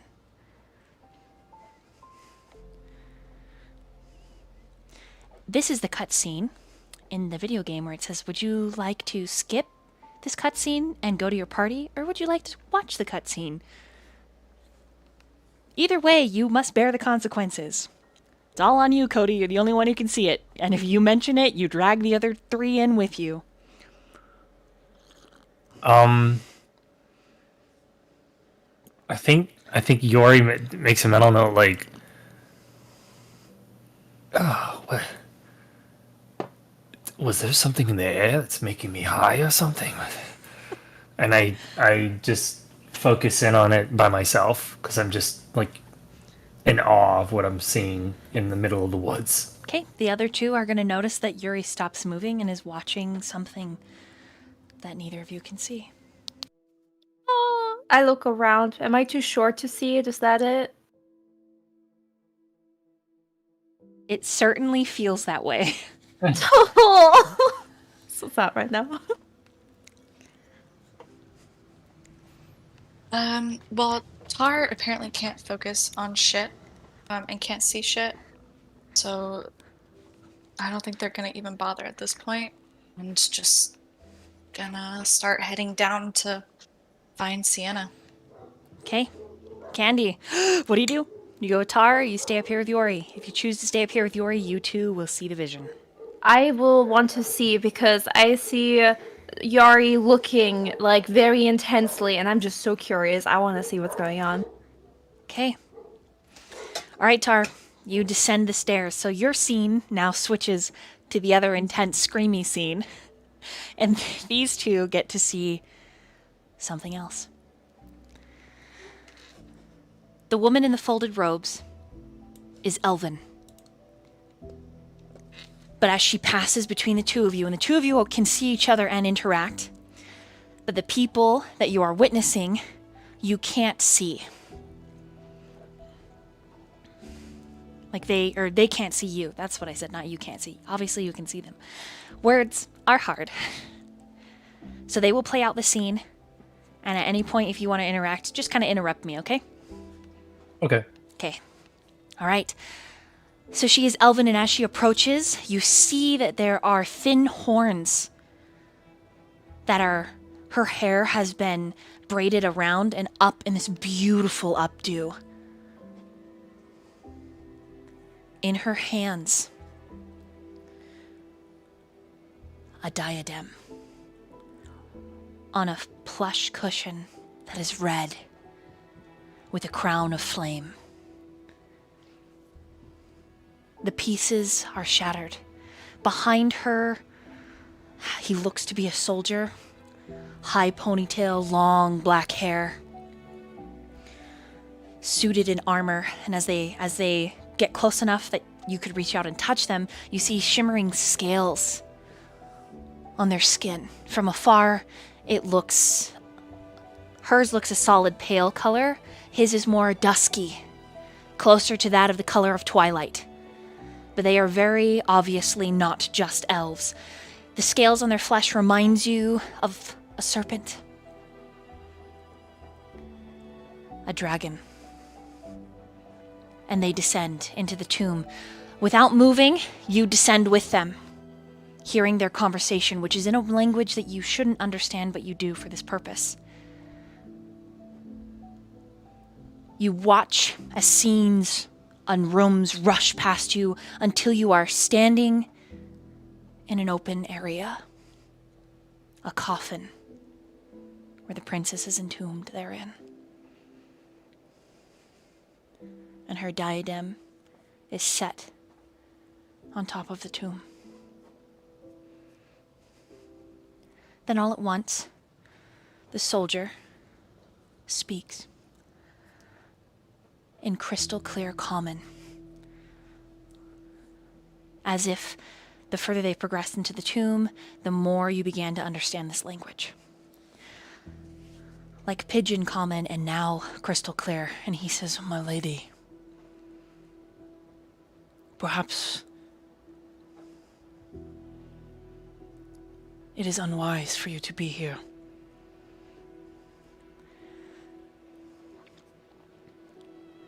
She was my sister. And no matter the sins that she bore in life, it doesn't change that she is the single most closest entity to me.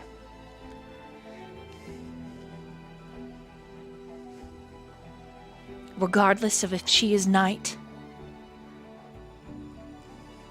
and I am daylight, I care not. I truly believe that even the blackest of heart is still a heart, and therefore can be saved.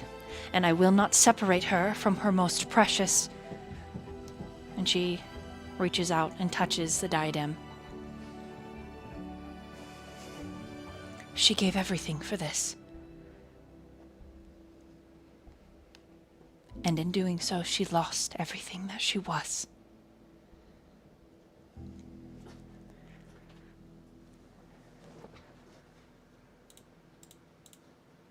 She can be reached. If not in life, then in death.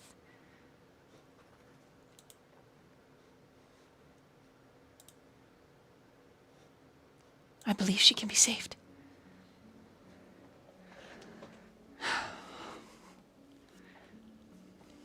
"My lady, forgive my words. I speak from a place of concern.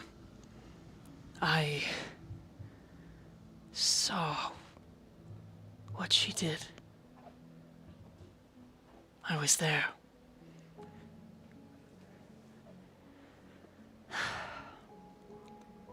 Then is it true in the end? Did she really betray them?"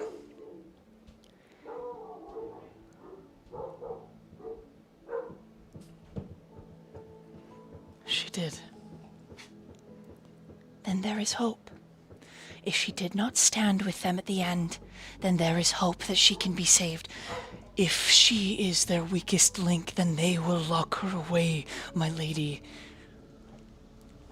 And then he suddenly bows. "Forgive me. I speak out of turn. But I cannot lose you."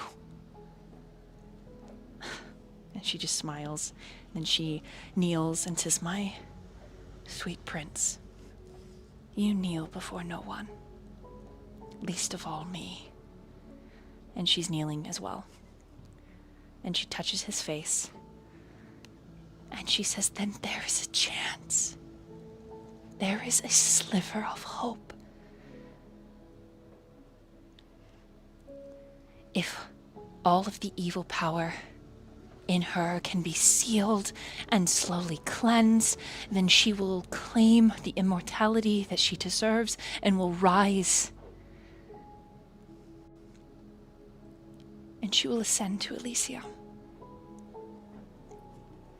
And she will not be an unspeakable anymore. And I don't care if it takes millennia.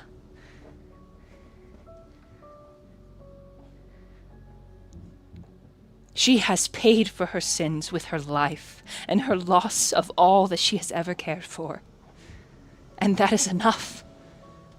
We have all paid enough. Let her rest. And let us pray that she returns as she was.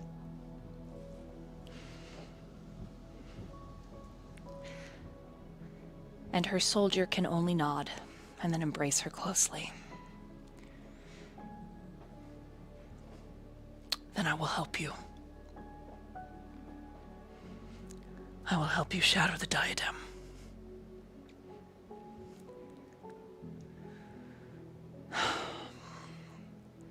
She grips his hands and giving him a sad earnest smile, and they rise together. And you watch the two of you, Candy and Yori, as both of these very powerful, long-living, draconic spirits break the diadem. And you see the piece that you clutched in your hand, Candy. Ping, tink, tink, tink. The scene is interrupted by a sea of guards and the king. Everything happens swiftly. Her warrior is taken as a traitor, and she is punished for entombing her sister in the Grand Palace. The rest of their lives play out a tragedy. But a spark of hope remains.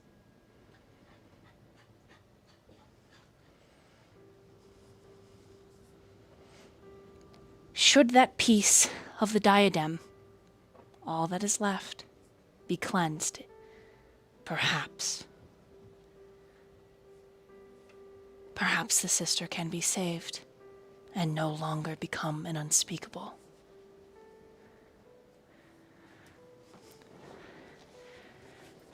As the scene fades, the Sister of Daylight that was interred into a tower for the rest of her immortal existence, where she slowly faded and perished to despair and hopelessness. You hear her voice. If you are seeing this, it means that there is just a spark, a sliver of hope, that history will not repeat itself, and that the silent princess will finally be allowed to speak.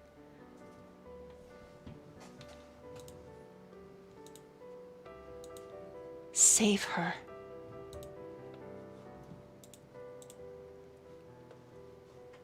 Save her and let this suffering end. Is she looking right at Yori and saying this? You're not sure if she's able to see who you are, but she is turned towards you. I think Yori in Oz, just loud enough, but almost kind of a whisper, says, how can it be cleansed? Like he wants to do something now. All right, you're speaking into the vision. Roll the wisdom saving throw.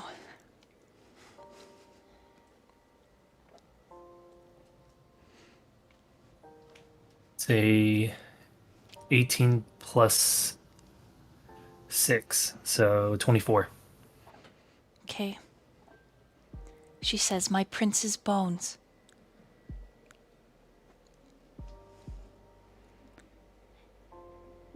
There is heaven in the marrow. They took him to an island on the sea, and they left him there to die.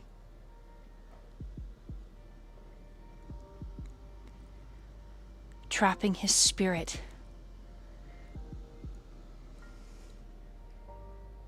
And you see this course charted out in both of your minds.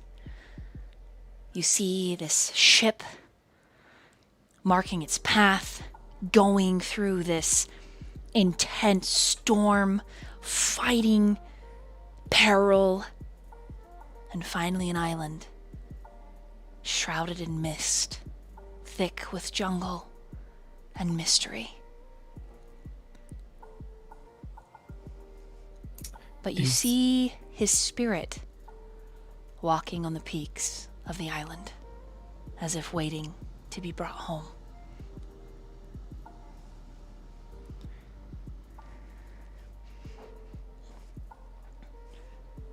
Is this an island or a place that would be somewhat familiar that Yori might have heard of on his ship adventures, or does the ship look any like familiar to Yori in terms of like who uses these kind of ships based on the metalwork, the woodwork? You think this lingering magic that's triggered this vision is using what it can from you? The ship is the one you, Sienna, and Candy already own. The island, you think it's somewhere in the north? The shape of it is like the island that's iced over.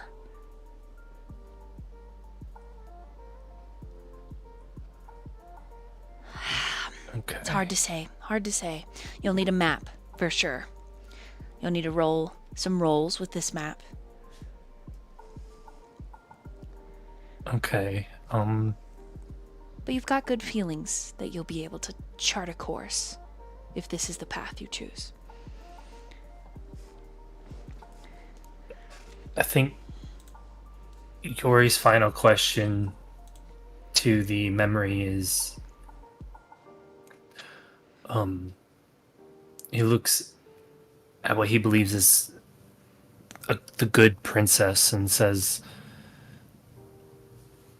your sister, you say, that's here, that's buried, the one in this area, I assume. Do you truly think that she can be good? Do you truly believe cleansing the stone can bring joy back to this land?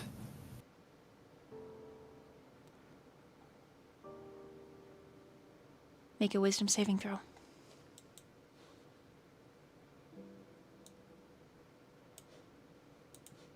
6 plus 6, it's 12. You don't think she hears you. Would you like to try, Candy?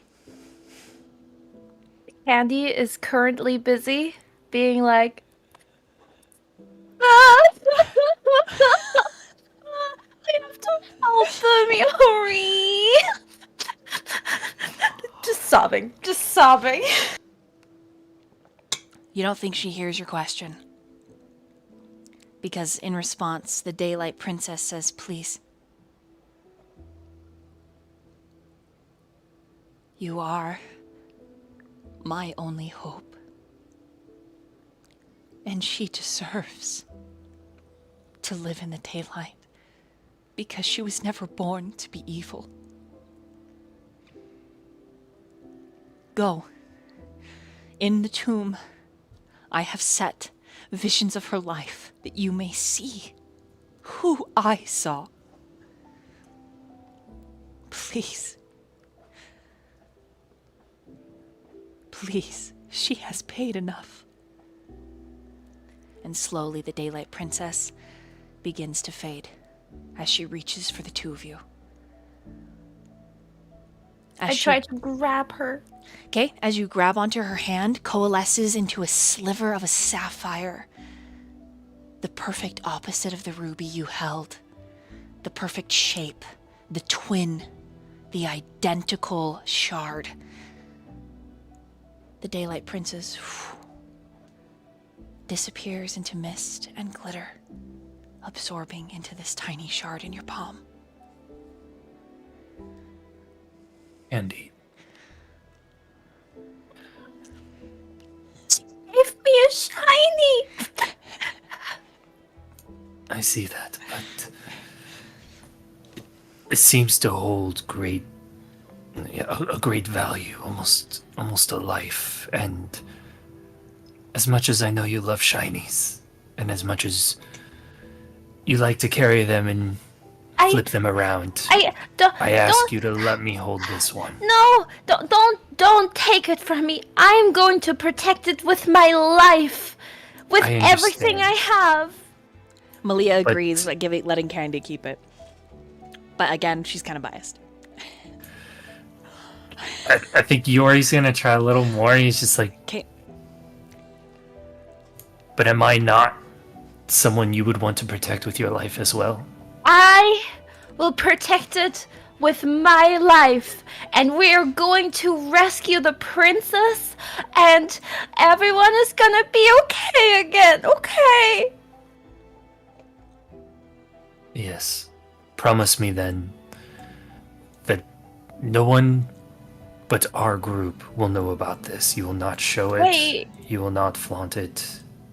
It is our kept secret amongst us. But why? Why should we not trust our friends? No. We will.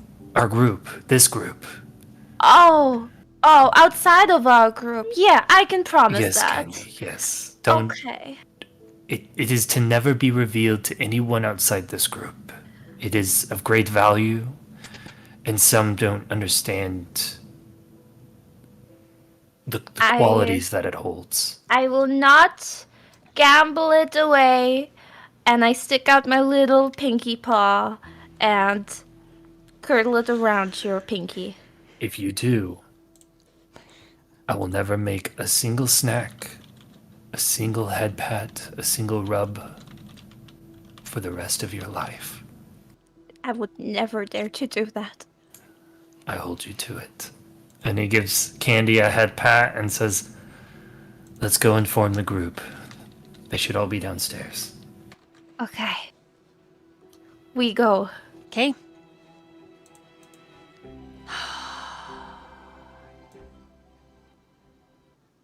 Oh, here we go. Sienna, before Tar Yes. gets to you, did you grab the hand? I don't. I need The you. scream. Yep. Sorry, go ahead. Go ahead. No. You. Okay. The scream sends Sienna backwards. She falls on her back. She scrambles, crying, ugly crying. Snot coming out of her nostrils. Tears streaming down her face. She just screams, "No, it smells like salt." Over and over again, she says, "It smells like salt." And she clambers for her pack, ripping it open and pulling the book out and flipping to the last filled page, where the last name on that page is hers. And frantically she grabs for the spear that she dropped, and with the sharp end she begins frantically trying to scratch her name out of that book. But the ink never fades, it never chips, it doesn't come off. And when that doesn't happen, she throws the spear to the side and begins wrenching on the page, hoping desperately for it to come out. All the while saying, "I don't want this name. I don't want her to know me. Why does it smell like salt?" All right. What do you do, Bongu? Bongu is he's going to go ahead and rush over to Sienna. Yeah, so that over. Yep. And so does he see, the book and all the names? Yep. Okay, gotcha. So And even trying to rip the page does nothing. okay. And even if she does rip the page, it disappears from her hand in one blink and the next and is reapplied. Wow. Okay. Sienna. We together will go ahead and help you through this. I can't imagine what you're going through right now, but it is terrifying. We need to gather up with the rest of the party, with our friends. Let's take the book. Let's work on the book together. Okay. She is crying, sobbing, inconsolable, near she can't even, you can't even understand what she's trying to babble other than the occasional mention of salt. And she stops and she looks at you with tears in her eyes, and she slams the book shut, and she's like, I can't hold on to this anymore. I can't do it. Work with us we will go ahead and help you. We are together in this. Whatever you may face, whatever you are facing, you have a strong group together. I will be there to help you. Yori, Candy, Tarloa, the entire group will be here to help you. Why does she look like me? Why does she have the same... The salt... Talk to me a little bit about the salt. And it's with that comment that she kind of realizes that Bongu wasn't present, Right. at least conscious, Right. during that. And Mm-hmm. that's when Sienna's going to go ahead and, with shaky, uneven fingers, pull the ring off of her hand. Ooh, To reveal. To reveal to him the structures growing out of her face.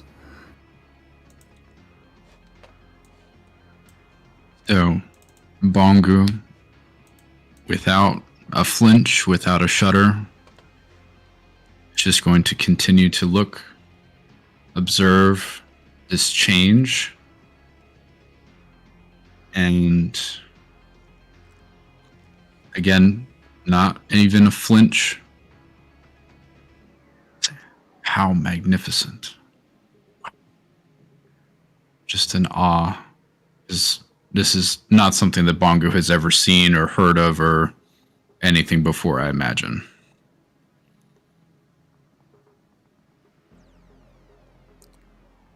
Sienna I stands think up. so. You could roll a religion, Bongu. Roll a religion. Ooh, Okay.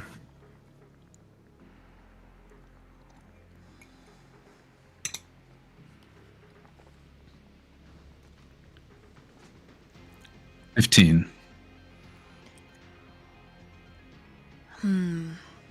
You.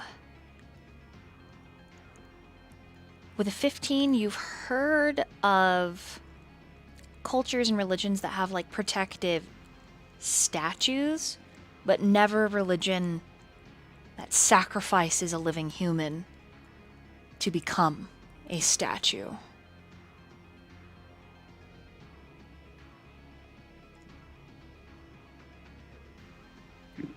DM, how far am I at this point? This is a. Let me roll. Thank you. This is about when you're coming. Yeah, you're at like at the head. You're about here.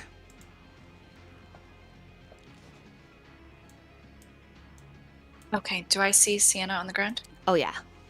I'm gonna rush over immediately.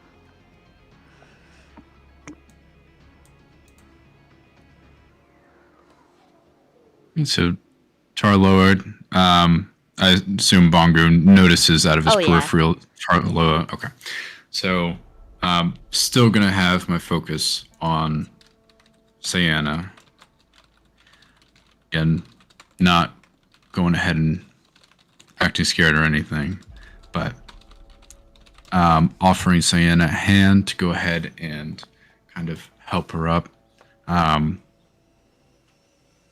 To go ahead and work with Tarloa for us all to leave. I'm going to mention to Tarloa, there is something down here that called for Sienna, that knew her by her name. Where did it come from? Long is going to turn his head to look toward down the hallway, toward the viney space that we just came from. Okay. In So I that was gonna step direction. in between and just kind of look between Sienna and the darkness over by the vines. Roll a wisdom saving throw. I was going to ask, how close is Yori to at this point? Not yet. Okay. That's a 9. Okay, then you're gonna see her. It's a very tall individual. You see this hand that has bladed daggers for claws to reach through. And she beckons you forward. Who are you? She smiles. Beautiful white teeth that are tipped, fanged.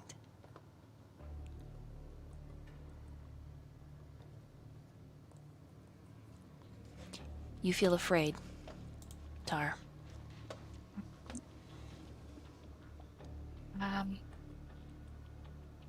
Is Sienna still on the ground?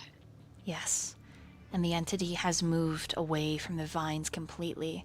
Your fear slightly dissipating, but it's left this rotten feeling at the base of your tummy. I'm going to close my eyes. I'm going to turn around back to Sienna, and I'm going to get on my knees in front of her. I'm going to open my eyes again and search until I have Sienna's eyes on mine. And I'm going to slowly reach out my hand to hers and see if she lets me take it. Sienna? At this point, she's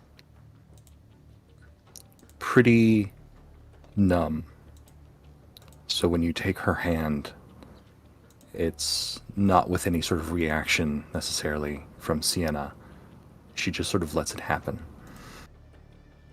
Tara's going to take both Sienna's hands and gently lift her up and block her view completely from the woman in the vines. And I'm going to turn her around and walk her out without saying anything else.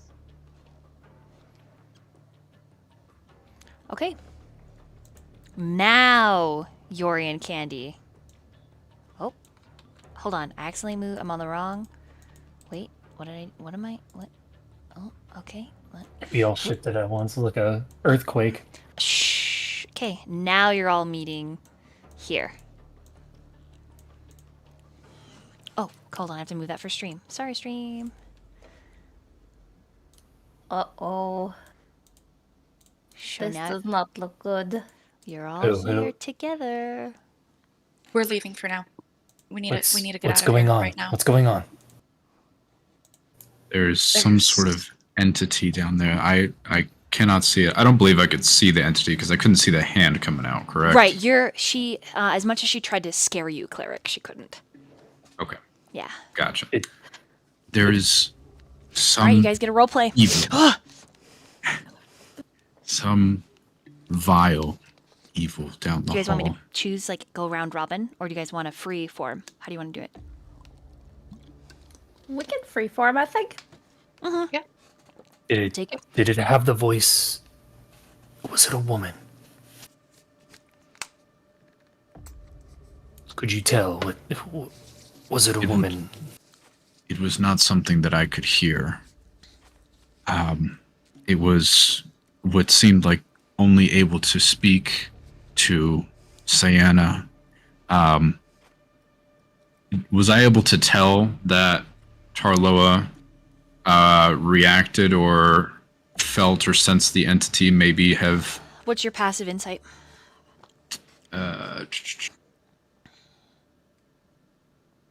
16. Yes. Tara got a 9, so yes, you're able to tell. Okay. It seemed like he was only able to react to Sienna and Tarloa, only able to interact with them. I could not see, I could not hear, but I felt evil, vile evil coming from further down the hallway. It was horrific to the point where Sienna fell on the ground and reached for a book. But we'll, go over more of that once we go ahead and leave this place, because it is not for us to stay down here. We may be influenced more. Yori quickly looks at Sienna and says, I understand you're scared right now, Sayana. I understand. But did the entity say it was a princess, or do you know if it was a woman? Anything. I need to know. Yes, she was a princess, and she said that she wanted to talk to me princess to princess. And she called me. She knew me by name, Yori. Yes, I don't know how she would know you directly, but let me quickly say to all of you, and Yori kind of fills him in as quickly as he can, because he actually wants to go ask one question to the princess in the hall, but at a distance. And what he tells them is about what he believes in short term is a good princess, a princess who went somewhat rogue and evil in some way, and that we need to cleanse the ruby, the shard that we found. It's some island by a prince, and we could potentially cure this area of the evil that it's potentially going through. And he kind of relays that to them. And you don't even understand. It was so sad. I don't think she's actually an evil princess. Sure, she's an unspeakable right now because she's been corrupted, but I really think she actually is just asking for help. Show them, Candy. Show them the proof. Yes. I touched the memory of the sister, and look, and I grab the beautiful shiny that I have. Look, I have this. It's filled with so much good energy, and we have to cleanse the diadem so that we can maybe reverse it. Her sister, the sapphire, showed me a vision that there is a way to cleanse her sister, which is the ruby. We cannot touch it now. We cannot do anything with it now. But if we find a way to do this, we could potentially have some very strong allies on our side to help us with Sayana. I don't know the link between the two here. I don't know how she knows Sayana, but they go way back in time, way before we ever existed. They will know a lot. Sienna removes her hands from Tarloa's, and she wipes the tears from her eyes, and she gets really close to Yori, and she says, "You have to promise me one thing. If we can't cleanse her, we destroy her." I'm fully on board with that, and I'm willing to do it. But if there's hope that we could potentially find a way to save you, Sayana, this might be our chance. They might know. But if it does not work out the way that we expect, then we will destroy it, I promise. Also, do we know that the princess had, in your visions, similar kind of like crystalline structures? Do we know that? I want to know that. I think it was stalactites. Yeah. So similar, but a little different. It's not geometric. Okay. And And Yori wants... once everyone's done, Yori wants to move with what could potentially he feels is a safe distance and try to yell out to the princess that's here. He has one question if he can get through. He's not sure. Bongo is going to try and just come with Yuri, just to stick by his side. Just in case. Because, yes. Wait. They said that there's memories of how the sister saw the princess through actual eyes. What if the unspeakable just wanted to scare us, but there's actually really good memories down there? It's too risky, Candy. It's far too risky. If Sayana is scared, it's No, we cannot. Malia, if Sienna is willing, can you please get her out of here? Take her to safety up above. Yuri kind of wants to move her from the situation if she's willing so that he could ask the princess a question. Sienna is willing. She'll allow herself to be moved out, but before she leaves, she stops and she puts her foot down and she says, "And I have one more promise you have to make me. If there's any chance of me becoming something like that, you have to promise to destroy me too." Malia, like, gasps. Sienna, She has the same disease that I do. You're not her. You're not her. You're not a monster. Yuri? Yuri. Malia's right. Can't deny there's a link. I don't care. Even with a link, even in the most evil, there's always some kind of good. And you clearly are more good than evil. So don't think this way. Whatever is happening to this princess, creature, entity that's down here right now happened hundreds and maybe even thousands of years ago. And it could be fixed. It could be removed. And this is what I'm trying to find. We will not let it happen to you, Saina, I promise.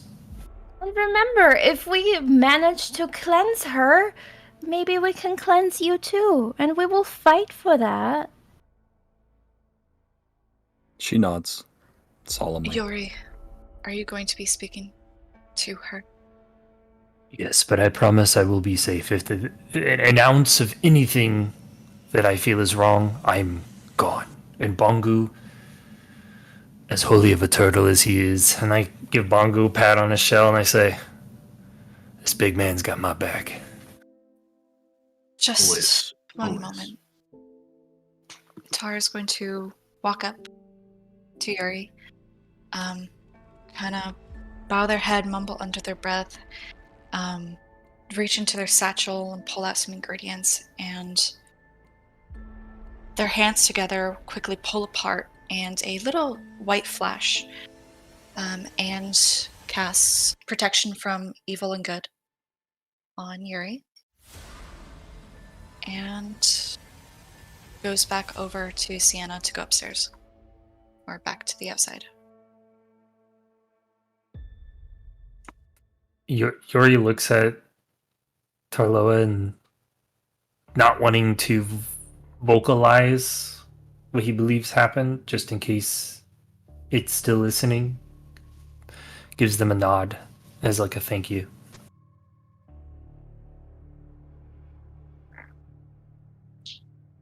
And Okay. proceeds. Okay. You're, so it's you, Candy, and Bongu. Yeehaw. I think Yori will move to what he feels is right outside the door that they've been through already as a safe spot, and he will yell out to the princess. So in here? Or in here? In the hallway, because he knows, based on what was being said, that it's, Okay. What do you say? yeah, that she's from there. I think for him, because he's kind of a goofy person, he just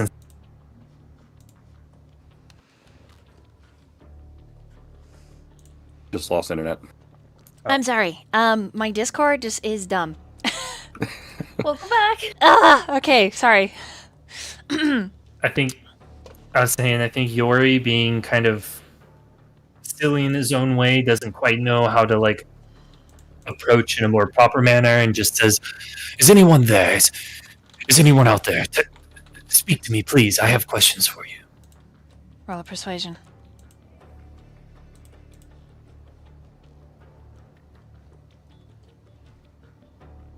Um. Oof, that's an 8. There's no answer to your first inquiry. Mm. Yori's gonna take 2 closer steps forward, so 10 feet forward, and say, "Look, I'm approaching you. I'm not running from you. I want to help you. I know you are here. Please talk to me. I have questions." Roll another persuasion.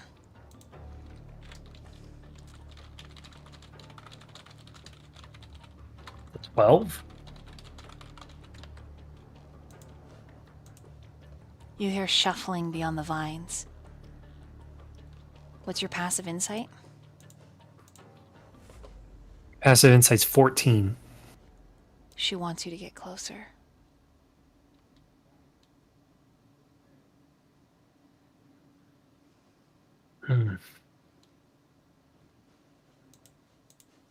Yori,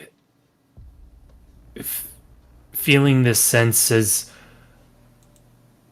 "I will move 5 feet closer, but you have to answer one of my questions before I do."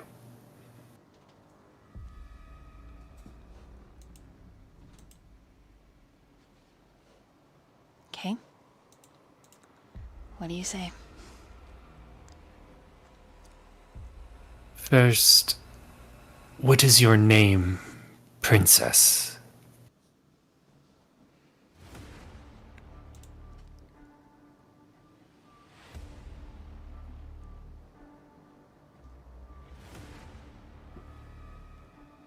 You can call me Whisper.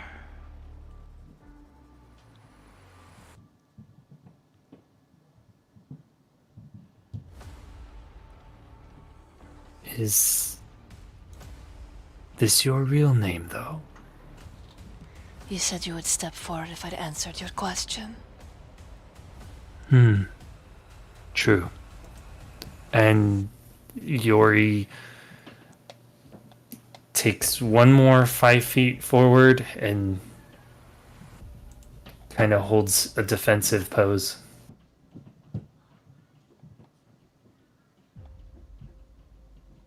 Look, I am here. Does Candy move forward? I also move forward. I actually want to cling to his shirt with my little paws. Okay. To entice her, Yori wants to say, "I know of your sister. The other princess, I assume. Ooh, I spoke to her." Roll persuasion plus 10. Ooh. That's a 19. Your passive insight tells you she's listening. Choose your words carefully. She spoke to me of a great evil you did, but something that she was willing to forgive and fix. And I want to help you fix it. I want to know your real name, and I want to know how or where, if you know, to find the island to cleanse your stone.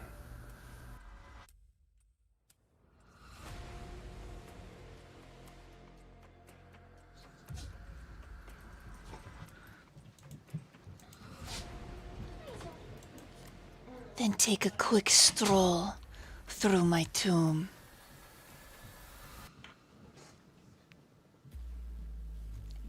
And the vines begin to unravel. The three of you need to make dexterity saving throws.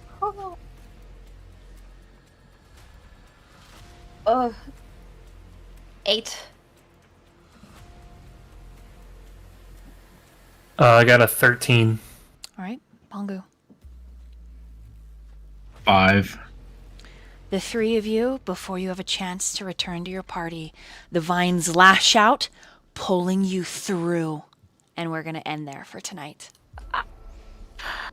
Shit. God, no.